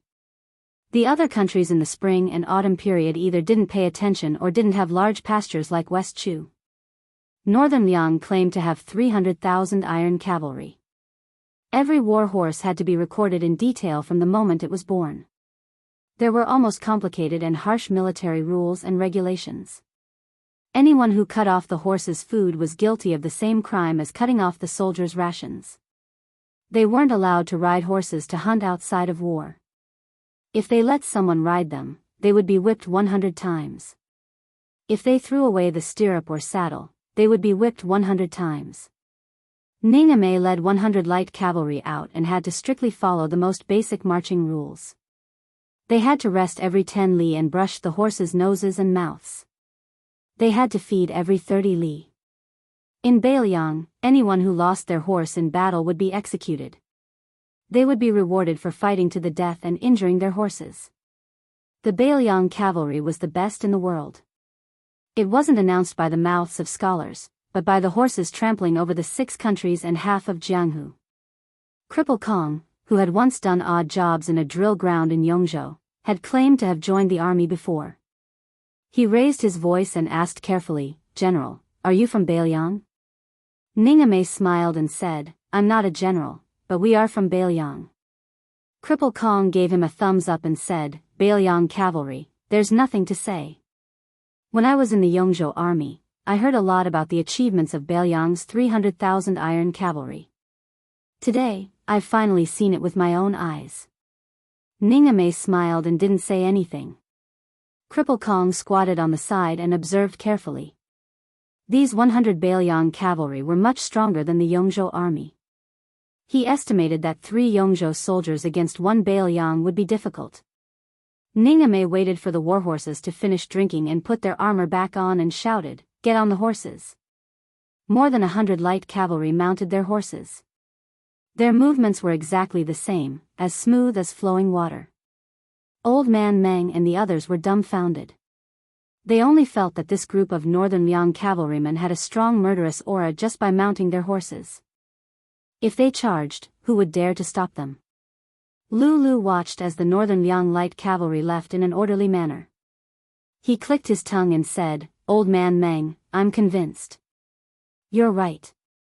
That Su Fengmian's father is an official. Maybe he's the son of a general. Where, T. Of. Cripple Kong nodded and said, "You're right." Lu Reed smiled and said, "You want more? Old Meng, why don't you just say that Su Fengmian is the son of the Great Pillar State? There's nothing more important than that, right?" "Huh? Su Fengmian? Doesn't that mean he has the same surname as the king of Bailiang?" The 3 of them stared at each other. Old Meng, who was almost choked to death, finally let out a sigh and whispered, "Doesn't look like it." Cripple Kong nodded and said, "Doesn't look like it." Lu Reed agreed and said, "Doesn't look like it at all." Qingyang Peak was steep and precipitous, like a sword pointing at the sky. As the saying goes, looking at a mountain is close to death. There was still a long way to go to reach the Qingyang Palace at the top of the mountain. Perhaps they could only reach the peak at night. Fortunately, the scenery along the way was picturesque. The ancient trees towered into the sky, the streams were deep and secluded, and the cliffs were carved with apes and monkeys. It was not boring at all. Many old people who believed in the way of the 9 bushels of rice would walk for 10 days with their own rations in order to burn incense at the top of Qingyang Peak. Su Fengmian and Little Hawthorne rode on the same horse. Yu Yue was carrying K.er. The little girl liked the white cat Wu Mainyang very much, so she just happened to hold her in her arms. Su Fengmian raised his head and looked through the lush ancient trees at the clouds in the sunset. It was as gorgeous as the ocean. Little Hawthorne held the embroidered winter saber that he had borrowed from Su Fengmian with both hands. He smiled and said, "If we go up a little more, we will reach the Jaiha Pavilion. I heard that it will take a few hours to reach the top by foot. It will take at most 2 hours by horse. In the past, K.er and I only dared to walk to the edge of the pavilion. The fairy ants have bad tempers and will scold people." Su Fengmian asked, "Are there many female Kuan Taoists on the mountain?" Little Hawthorne was confused. "What?" Su Fengmian smiled and explained, "Female Taoists." Little Hawthorne nodded and made a face at K.er. He smiled and said, "There are many. They are all prettier than K.er. But they are not as pretty as the sisters you brought." Su Fengnian knocked the young man's head and smiled as he lectured him. Let me teach you a principle that I spent countless silver taels to buy. When you see a beautiful girl, you have to praise her with all your might. If she is not so beautiful, you have to praise her as extremely beautiful. If she is really ugly, you have to at least say that she is delicate and graceful.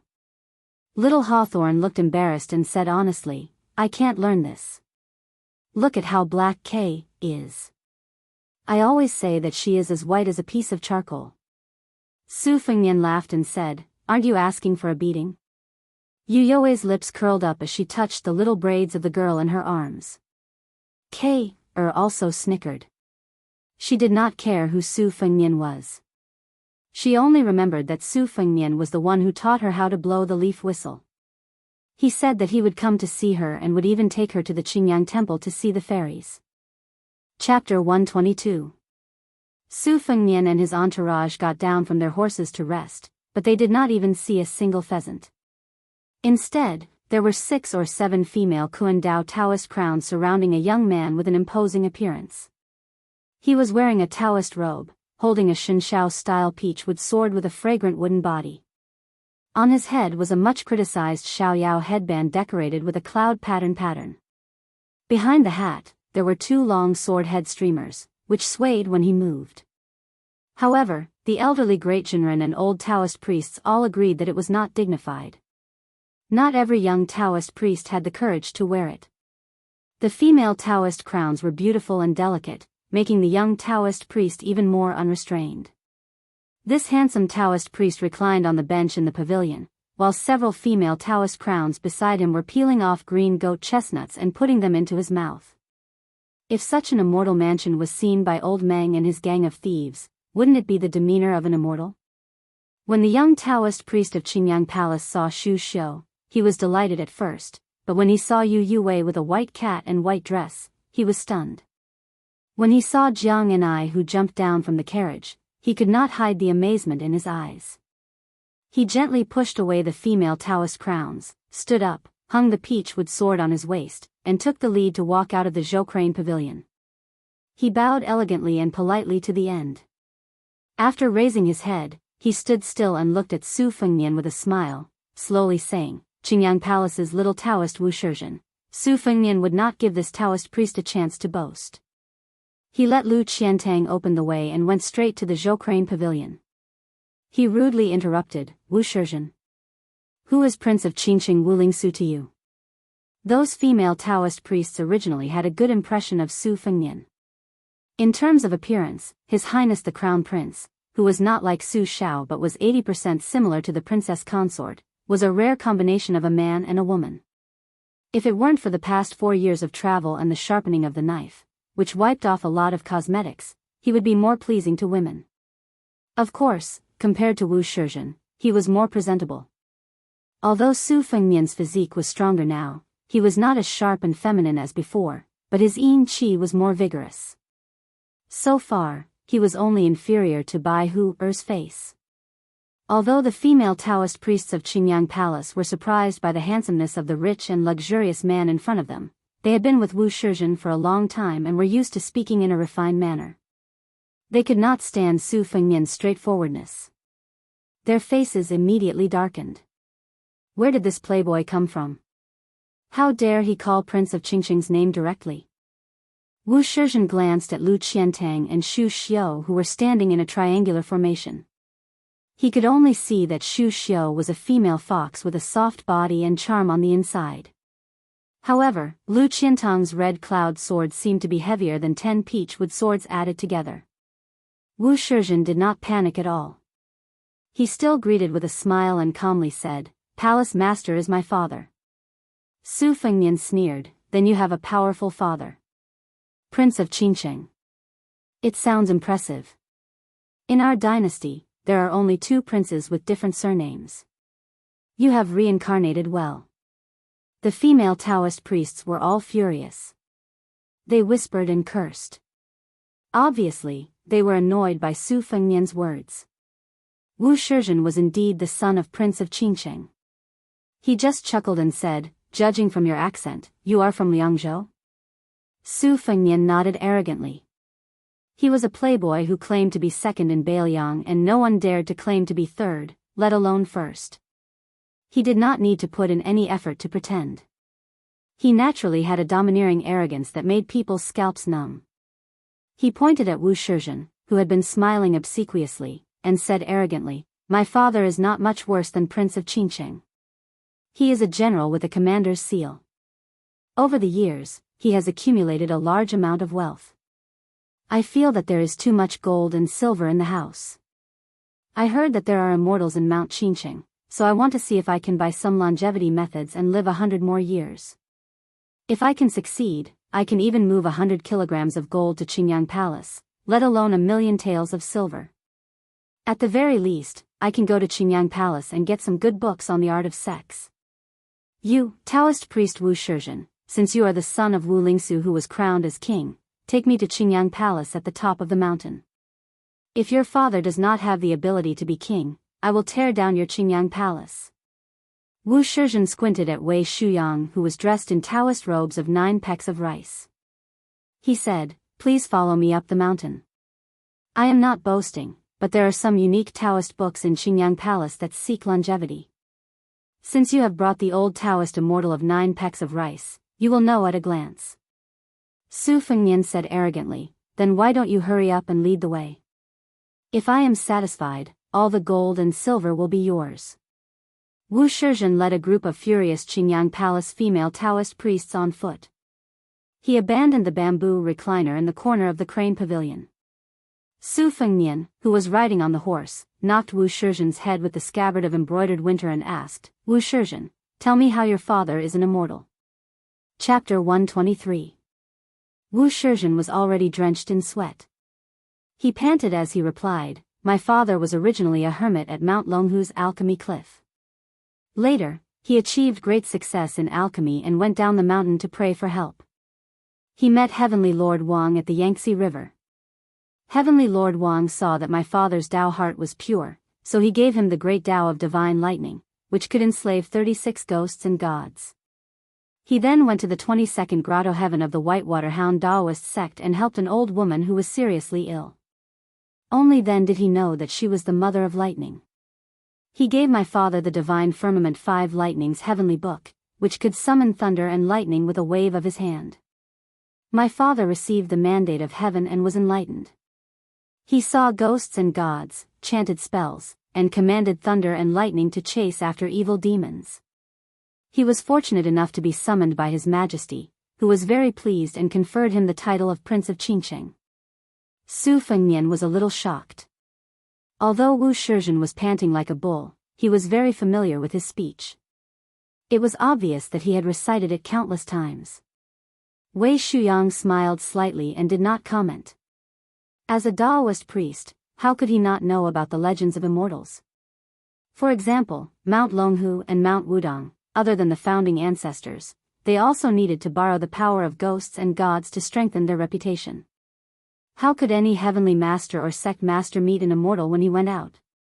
People would laugh their heads off if they heard about it. Jiang and I, who had poked his head out of the curtain and heard all this, believed it without a doubt. As for Wu Shizhen, he did not even look at him carefully. He did not know how he looked or how he was like.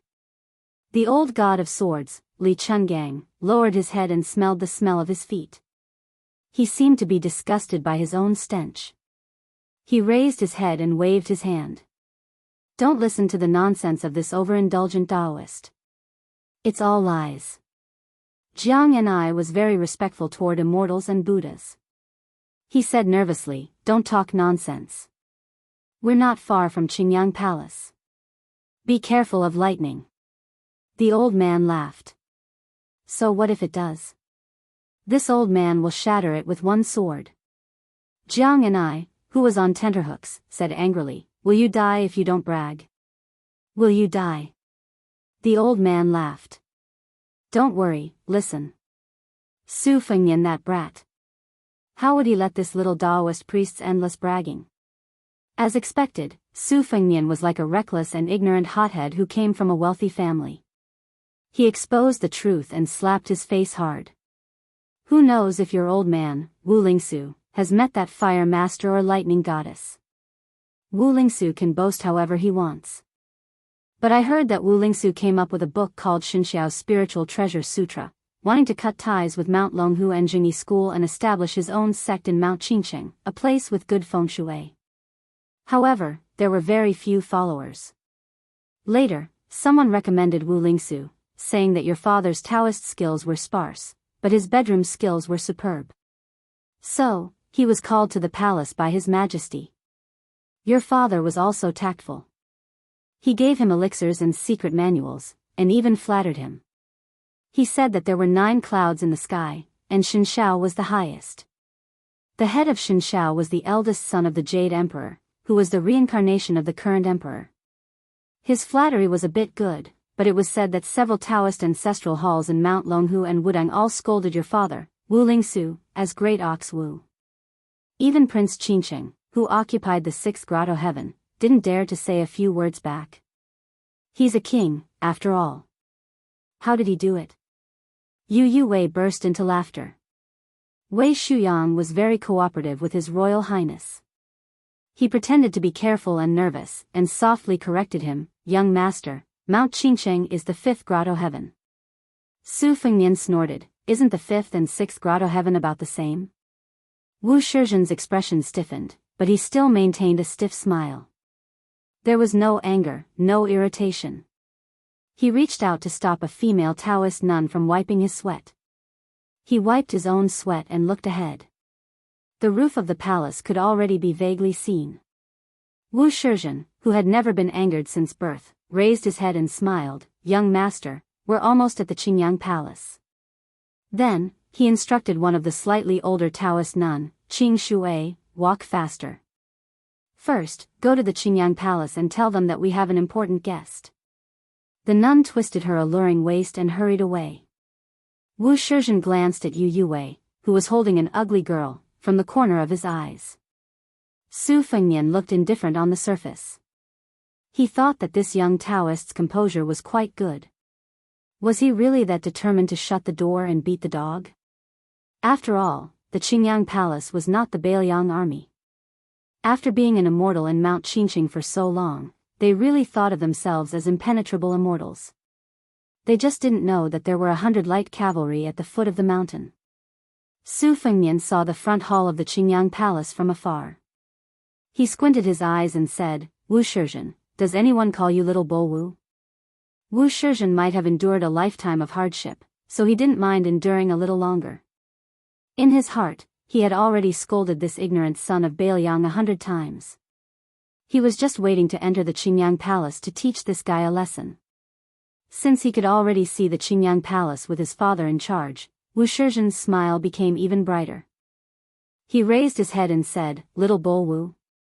This is the first time I've heard of it.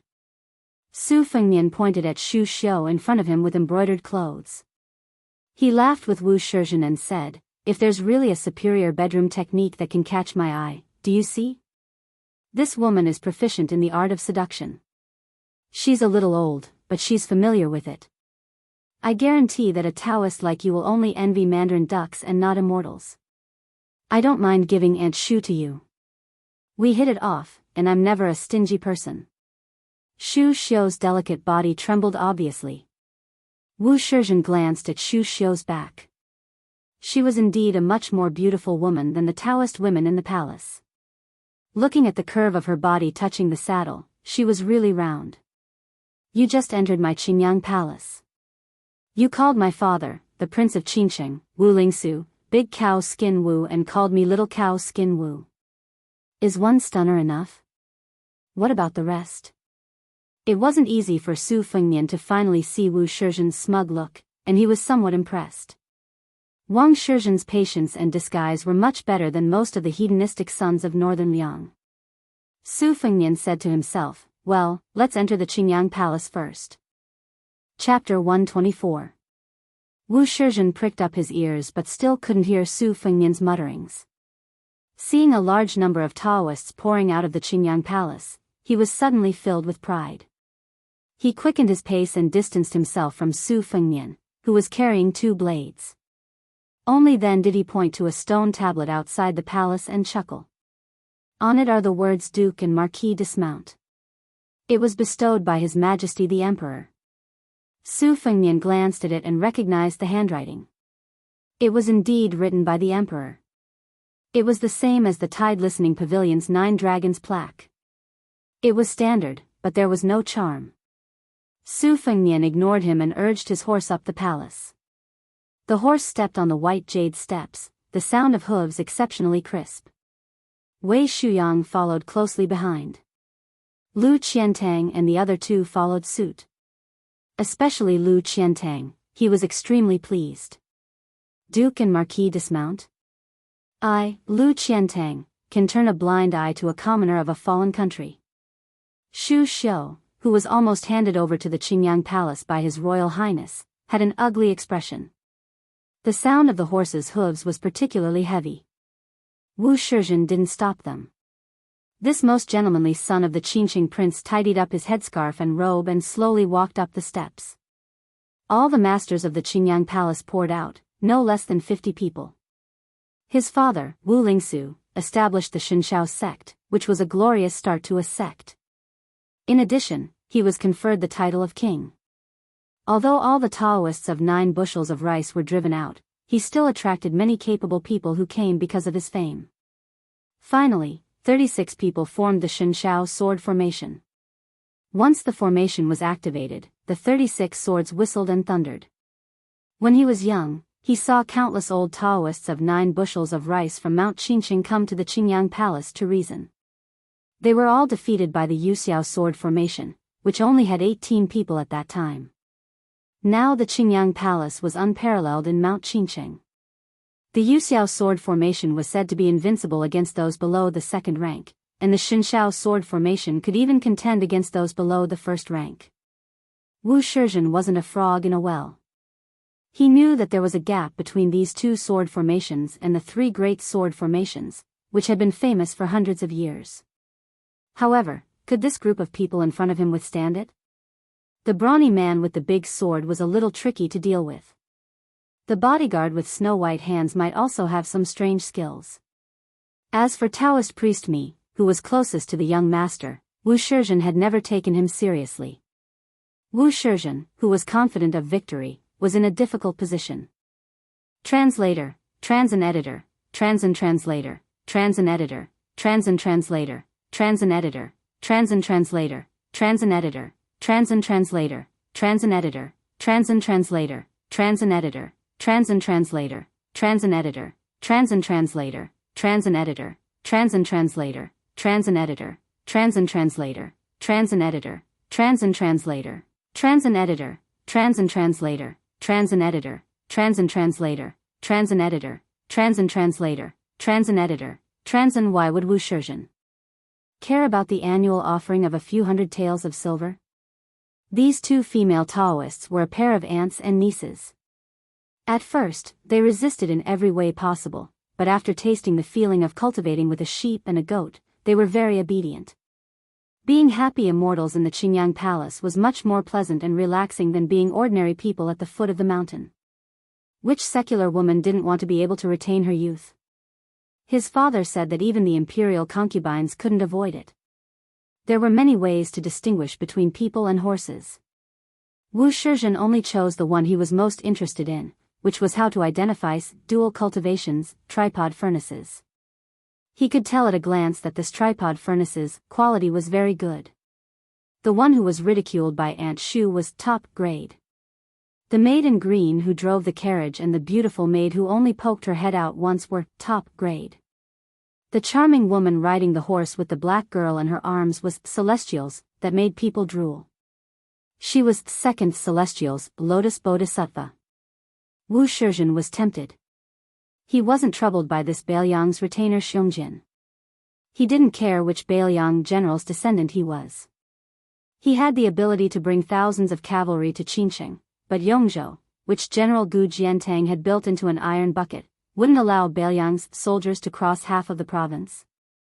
We're both military men with outstanding achievements. How could you, Su Shao, obtain the Pillar State's title and be conferred the title of King of Bailiang? How could I, Gu Jiantang, be only one of the 8 Pillars State? I'm an official in the imperial court, but the military power in my hands is as light as a feather. Wu Shizhen didn't think Gu Jiantang would be so magnanimous as to laugh it off. In the past 10 years, Yongzhou's generals had changed frequently. A third of General Gu's old subordinates had either intentionally or unintentionally been inserted. At the beginning of the year, when his father was drinking, he privately said, Gu Jiantang and Lame Su are going head to head. The Gu surname Su is slightly inferior to Lame Su in terms of scheming and strength, but Gu Jiantang is only 43 years old. That's enough. If Su Xiao was so embarrassed, how could a Bailiang's general be so? How could Wu Shizhen be afraid? Moreover, Bailiang's 300,000 cavalry generals were all in the hands of the 6 young adopted sons. He had never heard of any of them having descendants as old as this young man in front of him. Therefore, Wu Shizhen's dilemma was how to distribute the women. How many should he give to his father? Should he hand over the little white cat lady who looked like a bodhisattva and keep the rest for himself? Or should he only take one of the 3,000 women? But would his father, who wholeheartedly wanted to prove his Tao to the world, agree? On Mount Qingcheng, the prince of Qingcheng, Wu Lingsu, was the heavens, and Wu Shizhen was undoubtedly the son of heaven. Whenever Wu Shizhen had a headache, he would habitually roll up the 2 swaying sword belts of the Xiaoyao scarf with his index fingers, dazzling the dozen or so Taoist nuns who had run out of the main hall to join in the fun. The Taoist nuns were infatuated with these little movements of Wu Shizhen's the most. As for in bed, of course they preferred his open and large movements. Compared to the strict rules of dual cultivation with Wu Shizhen's father, where every movement had to be done according to the book, not missing a single step, the Taoist nuns were, without exception, more willing to do it with Wu Shizhen. This little immortal who knew how to dote on others could wave the peach blossom beauty fan, play the suet white jade flute, and play the guqin, causing hundreds of birds to sing in unison. Even the couple who had been kidnapped into the Qingyang palace were willing to not return home, let alone some female Taoist priests who had been brought up the mountain when they were young. Wu Shizhen looked up at Su Fengnian, who was sitting high on the big jujube horse, and said with a smile, "This horse is mine." Chapter 125. Su Fengnian glanced at the 18 people forming a sword formation and turned to ask Wei Shuyang, "Grandpa Wei, what's the name of this formation?" Wei Shuyang stroked his beard calmly and said, "If I'm not wrong, Wu Lingsu secretly learned a secret formation from Mount Longhu's Supreme Elder Pavilion. It's called the Jade Heaven Sword Formation, and it can be said that the student has surpassed the master. Wu Lingsu's talent is outstanding, and even the old celestial master of Mount Longhu admits it. Unfortunately, his heart is not in the right place, and he can't bear hardships." The old celestial master deliberately reprimanded Wu Lingsu and left him on the alchemy rock with the intention of letting the Qingqing prince train his heart. He didn't expect Wu Lingsu to leave Mount Longhu in a fit of anger. His life seems to be glorious, but his cleverness backfired on him. Otherwise, he might have become an external celestial master of Mount Longhu. Su Fengnian smiled and asked, "Let's not talk about the Qingqing prince." These 18 people formed a sword formation, and the 40 sword-wielding Taoist priests just stood by and watched. Wei Shuyang shook his head solemnly and said, "That's the Qingyang Palace's sword formation. Wu Lingsu calls himself the Divine Firmament Heavenly Lord, so he has some confidence. I don't know how he came up with a set of 36 Heavenly Firmament sword formation, and its power is not to be underestimated. At least, I don't dare to take it lightly. I'll most likely lose or even die. It's one of the most famous formations now. The busybodies close to the Qingyang Palace have been promoting it, saying that it's as powerful as the 3 great sword formations. 3 years ago, Wu Lingsu entered the palace again and brought the 36 sword-wielding Taoist priests with him. It's said that outside the Hall of Illustrious Talents, the sword light shone brightly. It was a sunny day, but it suddenly turned into thunder, competing with the sun and moon. Some even said that Celestial Master Zhao, who was watching from the side, lost his color. Su Fengnian sneered, "I believe that the Divine Firmament sword formation is not weak, but I don't believe that the second Celestial Master of Mount Longhu cried out in fear. Old Huang told me about the 3 great sword formations, but he said he had never been to the Wu family's sword tomb. Mount Longhu's sword formation is undoubtedly the best in the world. The second celestial master is a glutton who has eaten all kinds of delicacies. He would at most say that it's not bad. This is Wu Lingsu, who is the best at creating momentum, trying to blow her own trumpet. The Qingyang palaces of Wudao's sword formation was 100 sword-wielding sword formation. The Taiji sword formation of Wudang Mountain had 81 peach wood swordsmen. It was said that they could multiply and multiply endlessly. Their sword momentum was like rolling clouds. As long as the central swordsman did not die, none of them would die. They had never tasted defeat. The Wu family's sword tomb boasted that only 9 withered swords could defeat 10,000 cavalry. This was just a ridiculous legend. 200 years ago, 9 of the Wu family's swordsmen left the tomb to save one person. The 9 of them went to Beimang with 9 horses and 9 swords. The 9 of them risked their lives to defeat 10,000 of Beimang's most elite ghost-back heavy armor. It was unknown whether this was true or not, but more than half of the 9 were injured. In the end, only 3 of them returned to the Wu family. The sword tomb's vitality was greatly damaged. The carriage stopped at the bottom of the stairs. Jiang and the old god of swords got off the carriage. Jiang, who feared ghosts and gods, was very careful. He was afraid that lightning would strike down from the sky. That Su Fengnian had committed a heinous crime. It was hard to guarantee that he would not attract the wrath of the deities on Mount Qincheng. The book said that the more famous the mountain or river, the more one should not speak loudly for fear of startling the deities. Wasn't this the reason? If he was implicated by Su Fengnian, Jiang felt that his death would be too unjust. He had committed countless sins, but he was a good person who would leave food for the hungry rats in that leaky hut in Beiliang. He was bitten by mosquitoes in the summer and couldn't sleep, but he didn't dare to kill them. He could only endure the heat and tightly wrap himself in the sheets. The one-armed old god of swords saw that Jiang would look up from time to time. His expression would change when he saw the clouds floating over his head. He couldn't help but tease, "Little Jiang, what are you afraid of?" This old man said that even if lightning strikes down, he can break it with one sword. It won't hurt you at all. Therefore, you can beg for the sky to change and the clouds to roll. It would be best if you could strike that evil man Su Fengnian to death. Jiang stood on the stone steps and chose a spot furthest away from Su Fengnian. He didn't dare to go forward. He said gloomily, "But you don't even have a sword." The leader of the older generation smiled conceitedly and said, "That day on the muddy path, this old man took a small umbrella and casually used one sword, immortal kneeling." To this old man, is there anything in the world that can't be used as a sword? It's just that as long as he hasn't really held a sword, this old man doesn't have the thought of taking back half of the wooden horse ox. Naturally, he also doesn't have the peak sword will of the past. This is the agreement this old man made with Butcher before he walked out of the Tide Listening Pavilion. It can't be easily broken. Little Jiang, do you know the origin of that one sword, immortal kneeling? Jiang was constantly on guard against the sky. He took the time to look at the square where swords were drawn and bows were drawn. As expected, he said, "I don't want to know." The old god of swords rolled his eyes.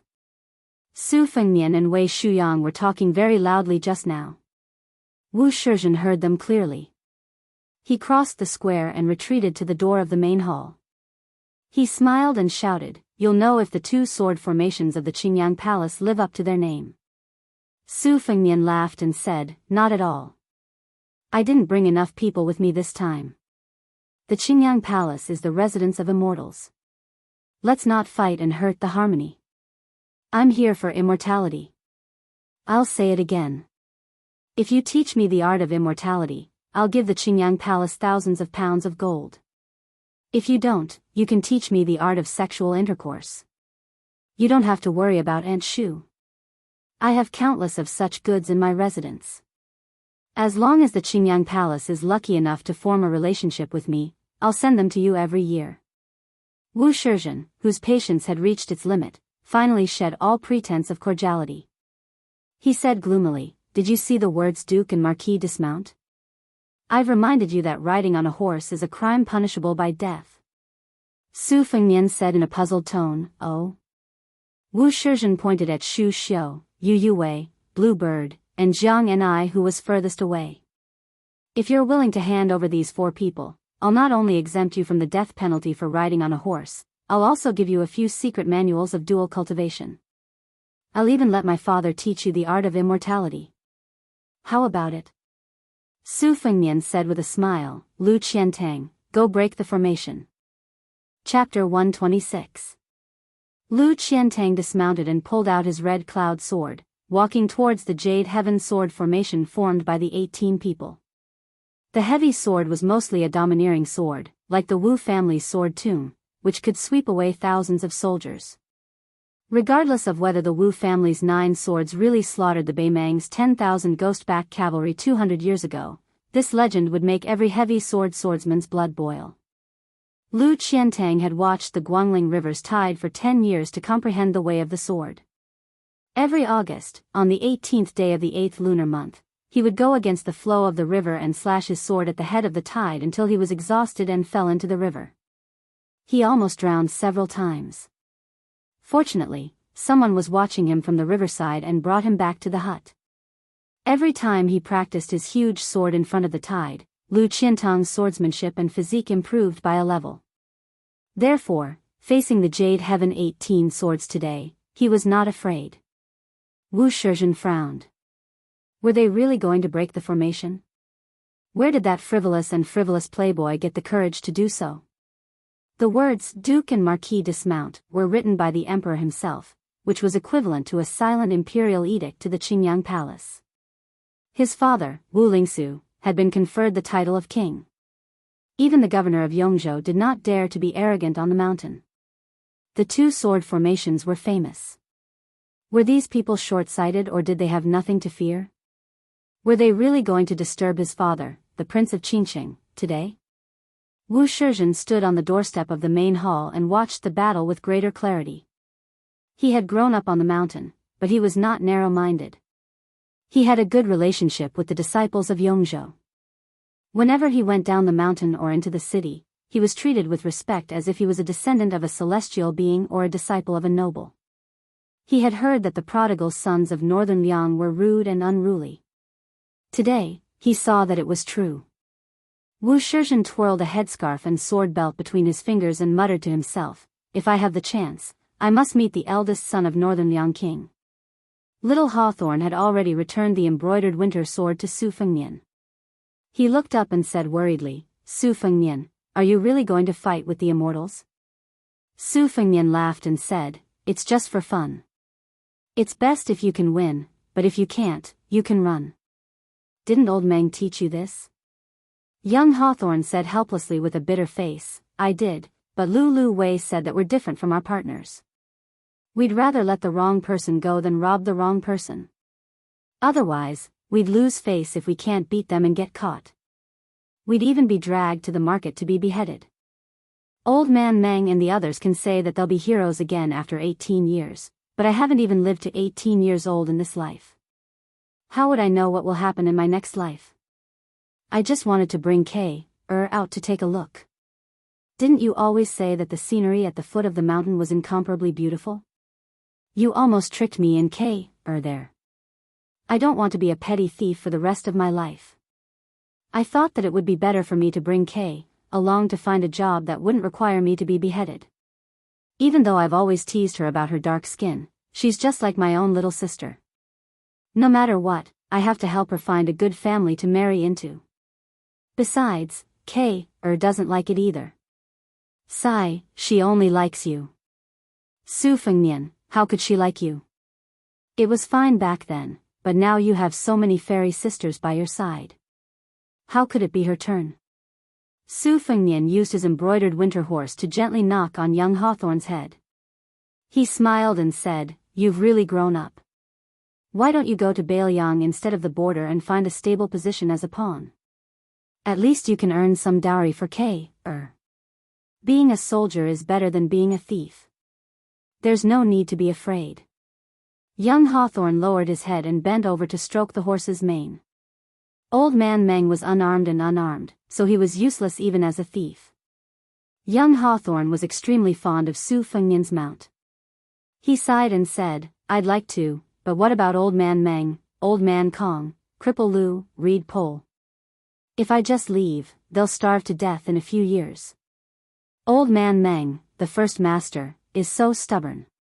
He says that it's not fun being a person at the foot of the mountain, and that he's worse than a dog. He refuses to leave the mountain to do proper work. Su Fengnian murmured, it's worrying. In Yu You's arms, who was holding Wu Meinyang, stared blankly at the immortals as they set up a terrifying battle array. Su Fengnian, on the other hand, had let the burly uncle, who was carrying a huge sword, fight. She was as worried as young Hawthorne. She turned her head and looked pitifully at her sister, who was more beautiful than the Taoist fairies on the mountain. She asked worriedly, Sister Celestial Fish, can you stop Su Fengnian from fighting? Yu Yue looked at Su Fengnian's arrogant back and tapped K.'s nose with her fingertip.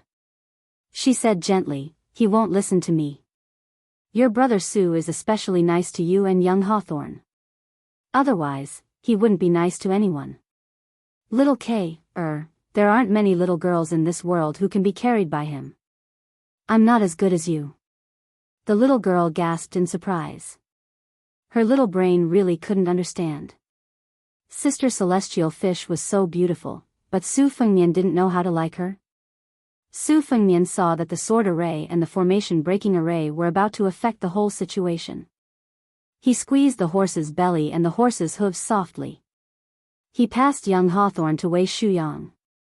Then, he shouted softly to Yu Yue, bring to the bottom of the steps.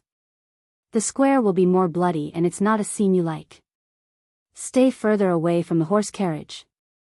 Wait for me to call for you. Yu Yue and Wei Shuyang brought the two children out of the square on horseback. A martial artist breaking a formation by himself had to kill people in one go. It was a taboo to be sloppy, as one would often be dragged to death by the formation. It was similar to the principle of capturing the leader first to capture the bandits. Lu Qiantang swept into the square. He was trapped in the 18 Qinggang swords of the rotating sword array. He didn't hold back in the first sword of crimson afterglow. The sword momentum was like a rainbow piercing the sun. In the eyes of the layman, the sword momentum was only frightening. Unless one was scared out of their wits, the sword momentum was just a good-looking sword momentum. However, the sword moves under the sword momentum could kill. Lu Qiantang's crimson afterglow collided with a Qinggang sword that was meticulously refined by the Qingyang Palace. The Taoist priest in the sword array was sent flying. However, before his body could land on the ground, 3 swords were pressed against his back. The 3 swords curved in a beautiful arc and forcibly stabilized the Taoist priest. After the 3 swords were withdrawn, the Taoist priest's body floated to the ground. His expression was normal. Lu Qiantang's state of mind was as still as water. Defeating the enemy with one sword was the essence of the heavy sword's overbearing power. However, there were countless swordsmen in the world. How many of them could reach the level of a swordsman on land? Since they had not reached this level of swordsmanship, they should have a tenacious heart of the sword that was not afraid of danger.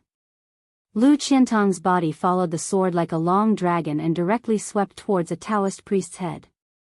The Taoist priest didn't need to use his sword. He just had to retreat again and again. There were several Taoist priests nearby who came to his rescue. The most wonderful part of the sword array was that every swordsman in the array was integrated into one. The sword in the array was like the cries of phoenixes and cranes. In an instant, 3 swords burst forth. One sword blocked the crimson afterglow, one sword attacked Lu Qiantang's arm that was holding the sword, and the third sword stabbed towards Lu Qiantang's back. Several Taoist priests leaped into the air like red-crowned cranes circling in the air. They pounced towards Lu Qiantang in the middle of the array. It was a beautiful scene. Chapter 127. Su Fengnian squinted his eyes as he admired the 18 Taoists' nimble movements. The 18 sword lights were dazzling.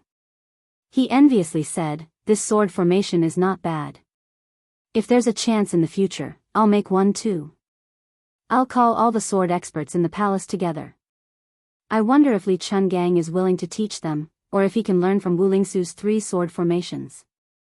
Mount Longhu's 108 swords army sounds insufferably arrogant, but it's a bit too exaggerated.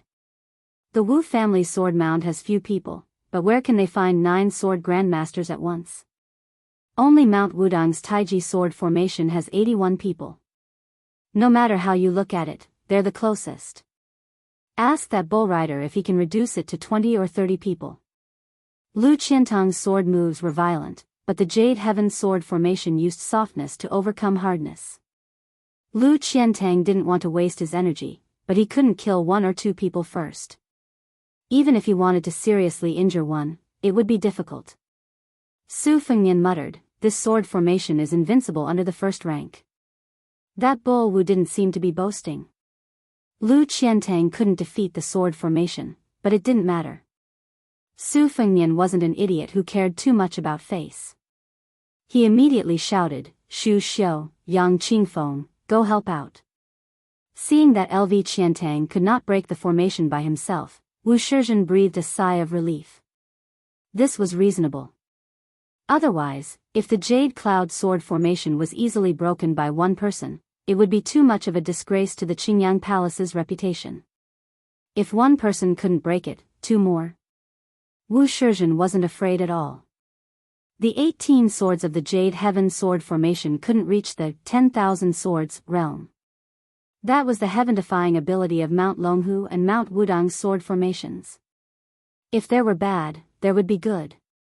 With 2 more people, the sword formation could be divided into 3, reflecting each other's brilliance. 6 swords against 1 person, just right to maximize the Jade Heaven sword formation's power. The Qingyang Palace couldn't do things like burning talismans and chanting spells to summon clouds and rain, but using sword formations to trap and kill enemies was their specialty. Wu Shizhen pinched the sword belt by his ear with one hand and wrapped his other hand around the slender waist of a young female Taoist priest. He gently rubbed and pinched her waist while his eyes stared at Aunt Shu in the middle of the formation. She had such a shockingly plump chest, but such a thin and slender waist. She was really alluring. The waist of the female Taoist priest beside him was already very comfortable. If he were to touch the waist of Aunt Shu, wouldn't it be even more ecstatic? Especially when Wu Shizhen saw that after Shu Xiu entered the formation, she used her abundant Jinqi to bend a Qingyang sword that was aimed at her chest. If she didn't withdraw the sword, it would have been broken. Wu Shizhen clicked his tongue in wonder. He couldn't help but swallow his saliva and teased, "Oh my, this charming woman's internal energy is so brilliant. It's worthy of her twin peaks. It's equally magnificent. This is good. When we get on the bed, she can be on par with me." As the old saying goes, a moment of spring is worth 1,000 gold. There are 100 moments in a day. Wouldn't I be able to earn 100,000 gold in a day and night? So what does that arrogant boy say about 1,000 taels of gold? It's nothing. Wu Shizhen's patience had been carefully cultivated by the Prince of Qingsheng, who only had 1 son. Su Fengnian didn't have such good patience at this time.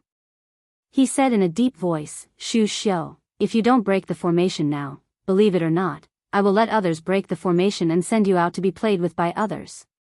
After hearing this, Shu Xiu's delicate body trembled, and her chest shook as well.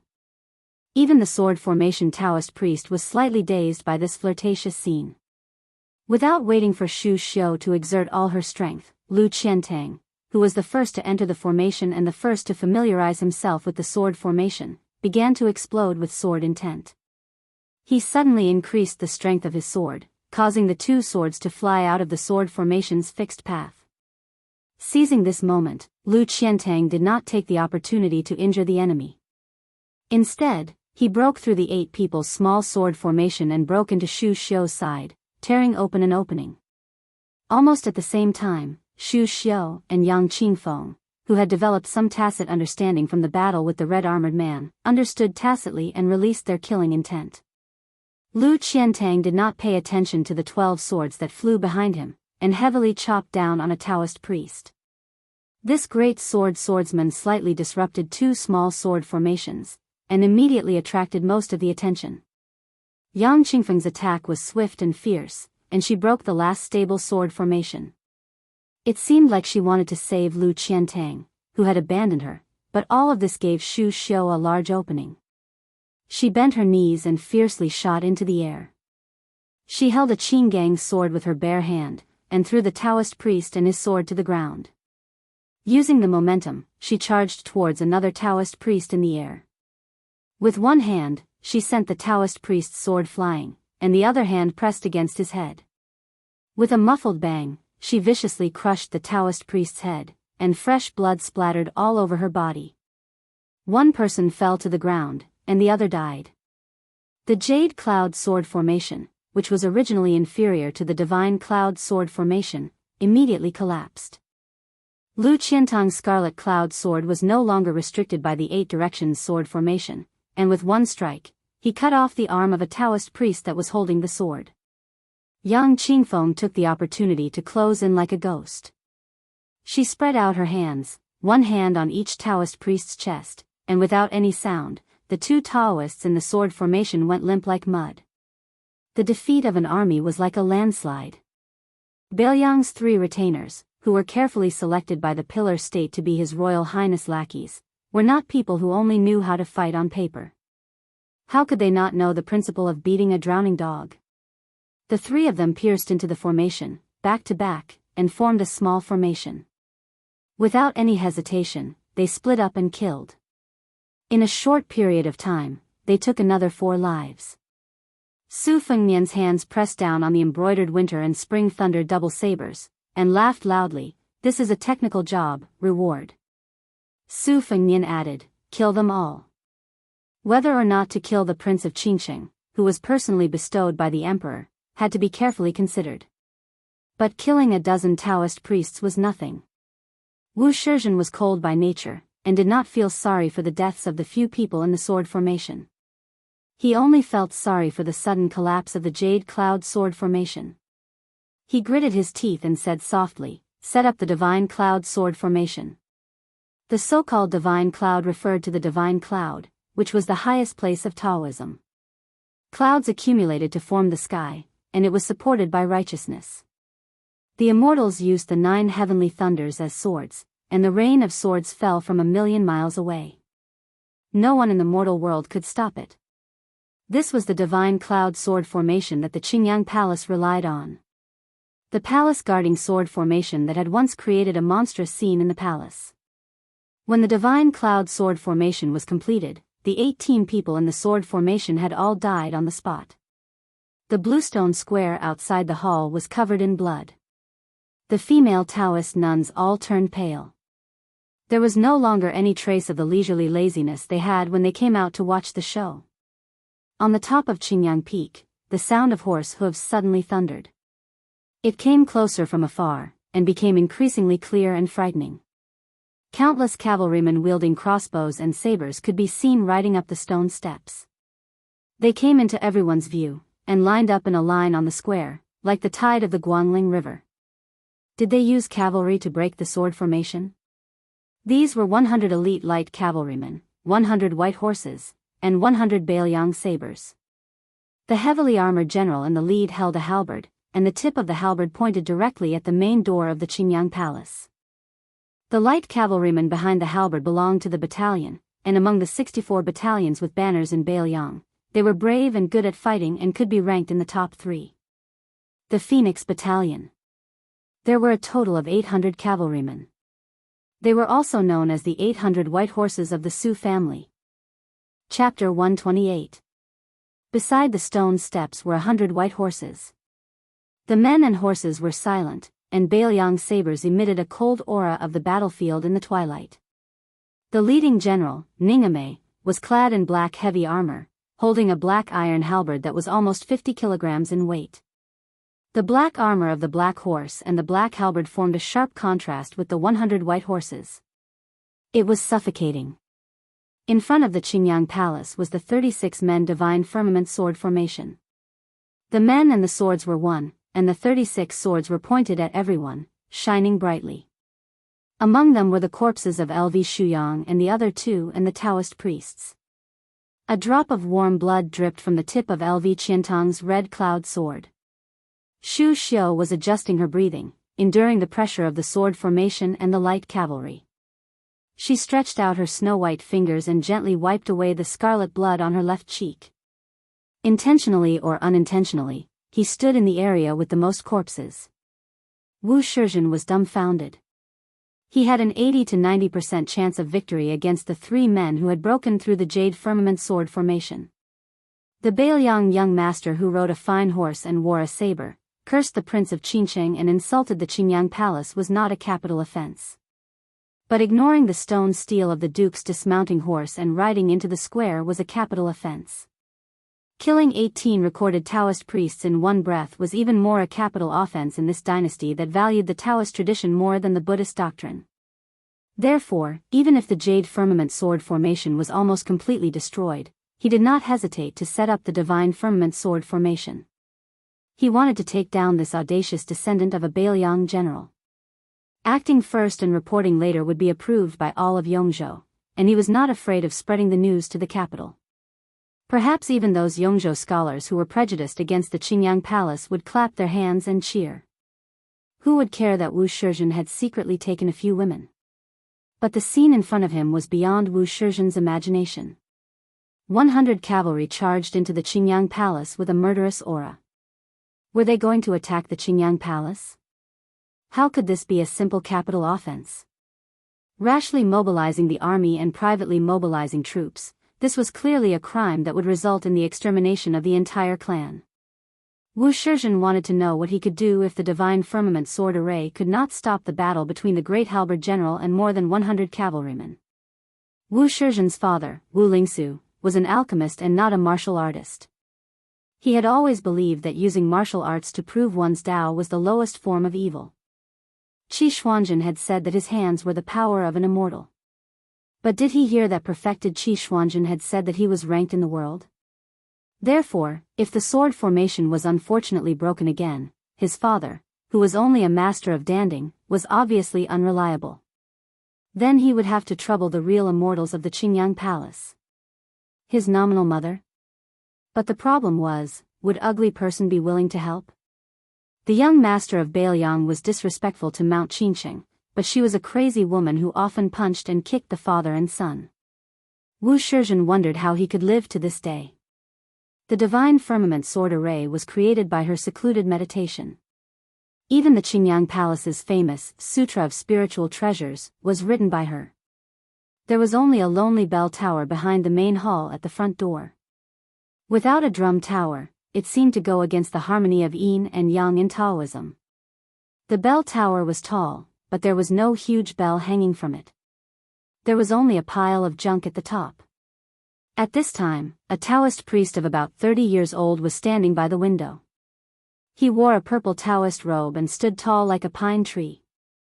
There was a faint layer of green qi flowing around his face, making him look like a Taoist immortal. His divine light was refreshing, making people forget the vulgarity. He was looking at the dangerous confrontation in the square in front of the hall. His gloomy eyes were completely opposite to his carefree attitude.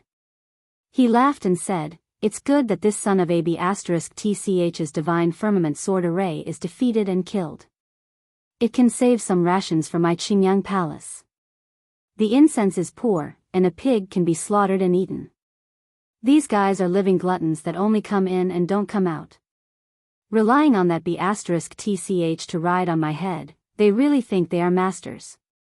Slap. A white ponytail horsetail whisk hit his face and left a red mark. A cold voice rang in his ears. "Wu Lingsu, don't forget who gave you this son of AB*TCH Prince of Qincheng. It's not the emperor who opened his mouth, it's me. Wu Lingsu, the palace master of Qingyang Palace." The Prince of Qincheng, who was slapped in the face by the horsetail whisk, didn't turn his head or change his expression. He sneered and said, "Zhao Yute, if I had foreseen that I would meet you when I was young, I wouldn't have refined elixirs. Instead, I would have learned swordsmanship. With my talent and comprehension, you are no match for me." The cold voice coming from Wu Lingsu's side was still as cold as before. "You only have some skills left. Besides that, what else do you have? You are a good-for-nothing who is afraid of death and pain and only knows how to stop at a certain point. Can you bear the pain of practicing swordsmanship? If I believe this, I'd rather believe that you have an affair with Empress Zheng. Wu Lingsu said lightly, people can be beaten up, but words can't be spoken carelessly. The spirited ponytail horsetail whisk took the opportunity to slap Wu Lingsu in the face again. This time, both cheeks were fair and no one had to laugh at the other. A snow-white spear falcon, also from Liaodong, swooped down toward Su Fengnian.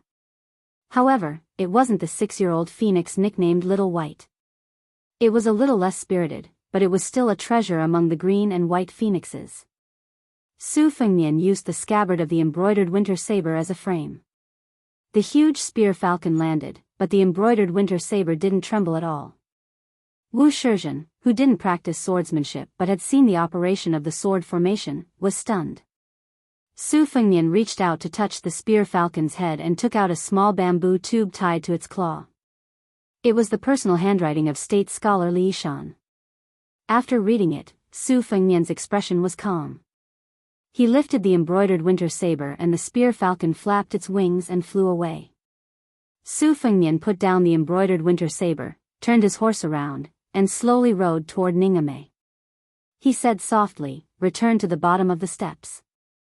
Ningame, whose face was covered in black armor, didn't have any doubts. He made a gesture of sheathing his saber. 100 light cavalrymen put their standard Bailiang sabers back into their scabbard and turned to leave the square. The horses' hooves were light but uniform. Although these 100 white horses didn't really use their sabers, their momentum was already a level higher than the sword formations, let alone the result. This was the benefit of the Pillar State's wanton trampling on Jianghu back then. In Jianghu, whether it was a lone wolf or a martial artist who had settled down, they all had an innate respect for the valiant and cold-blooded Bailiang cavalry that fought under their horses. Wu Shizhen's heart dropped, but he still didn't dare to withdraw the divine firmament sword formation. Only God knows if it was the Bailiang madman's scheme. Su Fengnian flipped off his horse and walked toward the sword formation in front of the main hall. LV Yangshu and the other two immediately stood in front of him to protect him. They ignored the 36 Qinggang swords in the sword formation and went straight ahead. The sword-wielding Taoists didn't know what to do. They all turned to look at Wu Shizhen, who was their temporary backbone. Wu Shizhen was in a dilemma. When LV Qiantang was only 10 steps away from the sword formation, he gritted his teeth and said fiercely, "Withdraw the formation." On the bell tower, the horsetail whisk woman called Zhao Yute by the Prince of Qingqing sighed. "What a pity." Wu Lingsu frowned and said, "If you don't make a move, the sword formation won't be able to escape defeat." What's there to pity? Chapter 129. The horsetail whisk woman turned around and left. Wu Lingsu and her had been husband and wife in name only for more than 10 years. Wu Lingsu rarely saw her ferocious and gloomy face. Occasionally, he would glance at her robust back that was not inferior to his own. Most of his achievements today were attributed to her. Wu Lingsu had never been able to guess her thoughts. He only knew that she was a woman who was reincarnated halfway into the world. She usually used a white horsetail whisk as a sword. She had saved him several times when he was in danger. The divine sword formation was created by her. There was once a full moon during the Mid-Autumn Festival when he saw her practicing swordsmanship on the iron chain bridge between the two peaks of Lord Qingyang. Her ancient sword was so frightening that even the strong wind at the peak of the mountain was split apart by her sword. Wu Lingsu was considered an experienced and knowledgeable Taoist, but he had never seen a woman with such a vigorous sword will.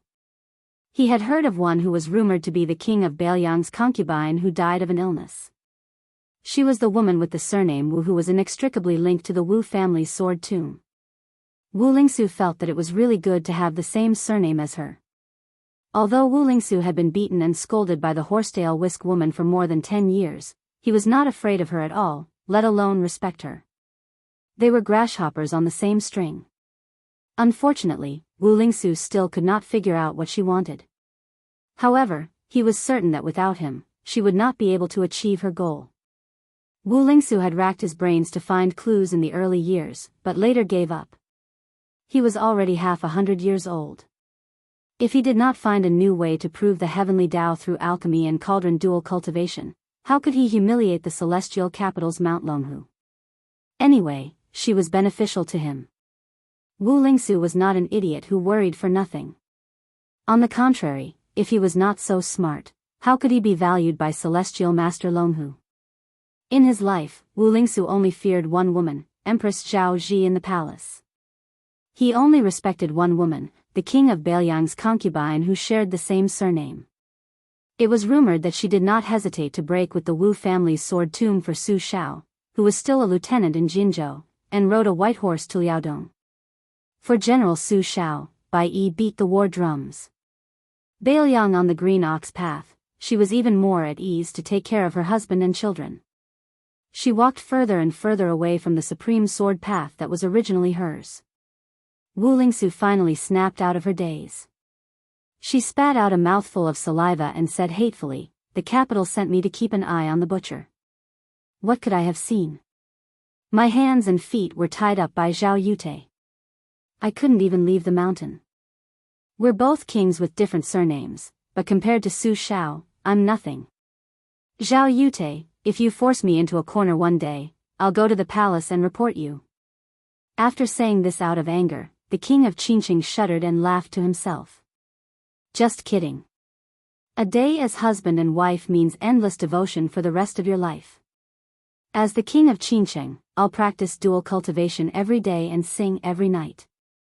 I don't care about the foul affairs of the secular world. Zhao Yute, if you want to torment me, do as you please. Anyway, just guarantee me and my father 100 years of prosperity. Zhao Yute, who was tall and didn't look like a woman, walked down the bell tower with a white ponytail horsetail whisk in her hand. She passed through the door and the hall. Along the way, the female Taoists and Taoist priests who met her all kept quiet out of fear. They all bowed their heads and didn't dare to speak. She acted as if there was no one around. She went out of the Qingyang Palace and came to a sword pavilion. This was the residence of the real king of Qinqing Mountain. However, she didn't enter the pavilion. Instead, she walked to the cenotaph behind the pavilion. The pavilion and the cenotaph were forbidden areas of the Qingyang Palace. Not to mention trespassing, even a little closer would be swept away by her horsetail whisk. Zhao Yute stopped for a long time and turned to enter the pavilion. She put down the horsetail whisk, ground the ink, and wrote with a brush. After this incident, the doubts of the people in the capital about Wu Lingsu can be dispelled. The king of Qinqing has long been a dead mountain.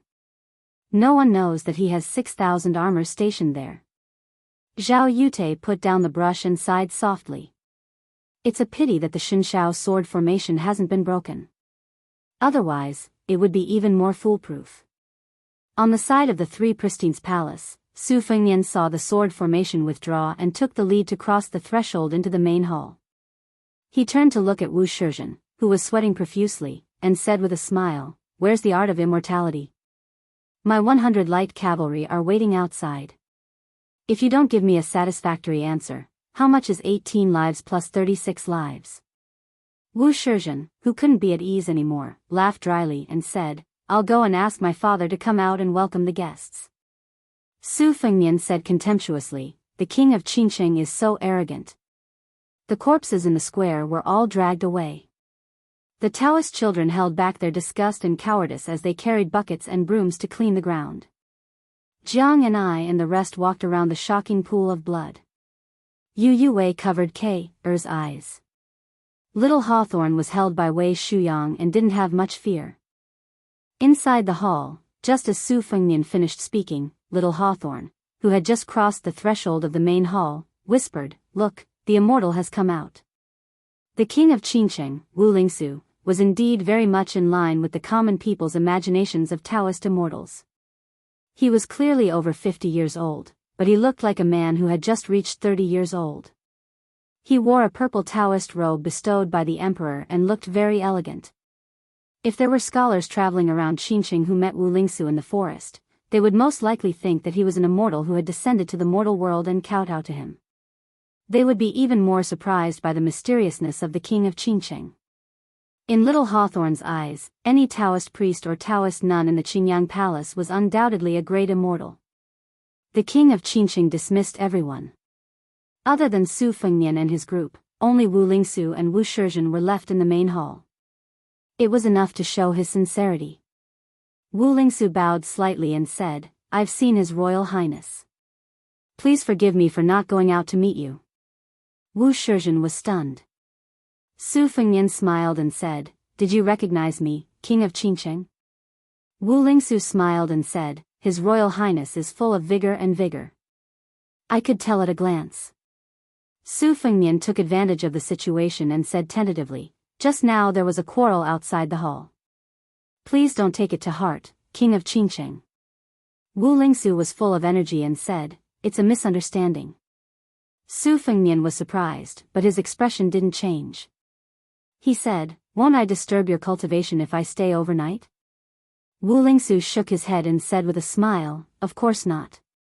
Your presence brings light to my humble abode." Su Fengnian looked around the main hall and laughed, "What a magnificent humble abode." Wu Lingsu laughed and turned to say, "Wu Shizhen, greet His Royal Highness." Wu Shizhen bowed deeply and said, "Greetings to His Royal Highness." Su Fengnian said sarcastically, "I can't afford it. You used the Jade Cloud Sword formation when you bowed at the Crane Pavilion. Now you're doing this again. Are you planning to use the Divine Cloud Sword formation secretly tonight?" Wu Shizhen just bowed and didn't stand up. His expression couldn't be seen clearly. Wu Lingsu, the king of Qingcheng, quickly came to his son's rescue and said, "Your Highness, you're exaggerating. I'll take you to your residence now." The back hall of the Qingyang Palace was an exquisite building in the style of a courtyard in Jiangnan. It was richly ornamented and magnificent. There were countless jade carvings of auspicious beasts and birds. They were so lifelike that little Hawthorne was stunned. It was an eye-opener. Wu Lingsu led Su Fengnian to a Ganoderma garden. There were 4 corridors on the east and west sides of the garden. There was a patio in the garden. Beside the patio, there was a 1,000-year-old cassia tree. Wu Lingsu saw His Royal Highness's satisfied face and said, "I'll ask someone to prepare some vegetarian food." Su Fengnian waved his hand and said, "Don't bother me after you've delivered the vegetarian meal. As long as you deliver a few decent secret manuals before you go down the mountain tomorrow, I won't hold a grudge against the Qingyang Palace." Jiang and I looked at the king of Qingcheng, who was still smiling, and left. He was puzzled and said, "Can't this Qingcheng mountain immortal attract thunder? Why didn't he strike Su Fengnian to death?" The old god of swords smiled and said, "Forget about the king of Qingcheng, Wu Lingsu. Qi Xuanjun is more like it. This old man has some friendship with him. It's a pity that this Taoist has already ascended to immortality. Otherwise, this old man would be able to exchange a few blows with him at Mount Longhu.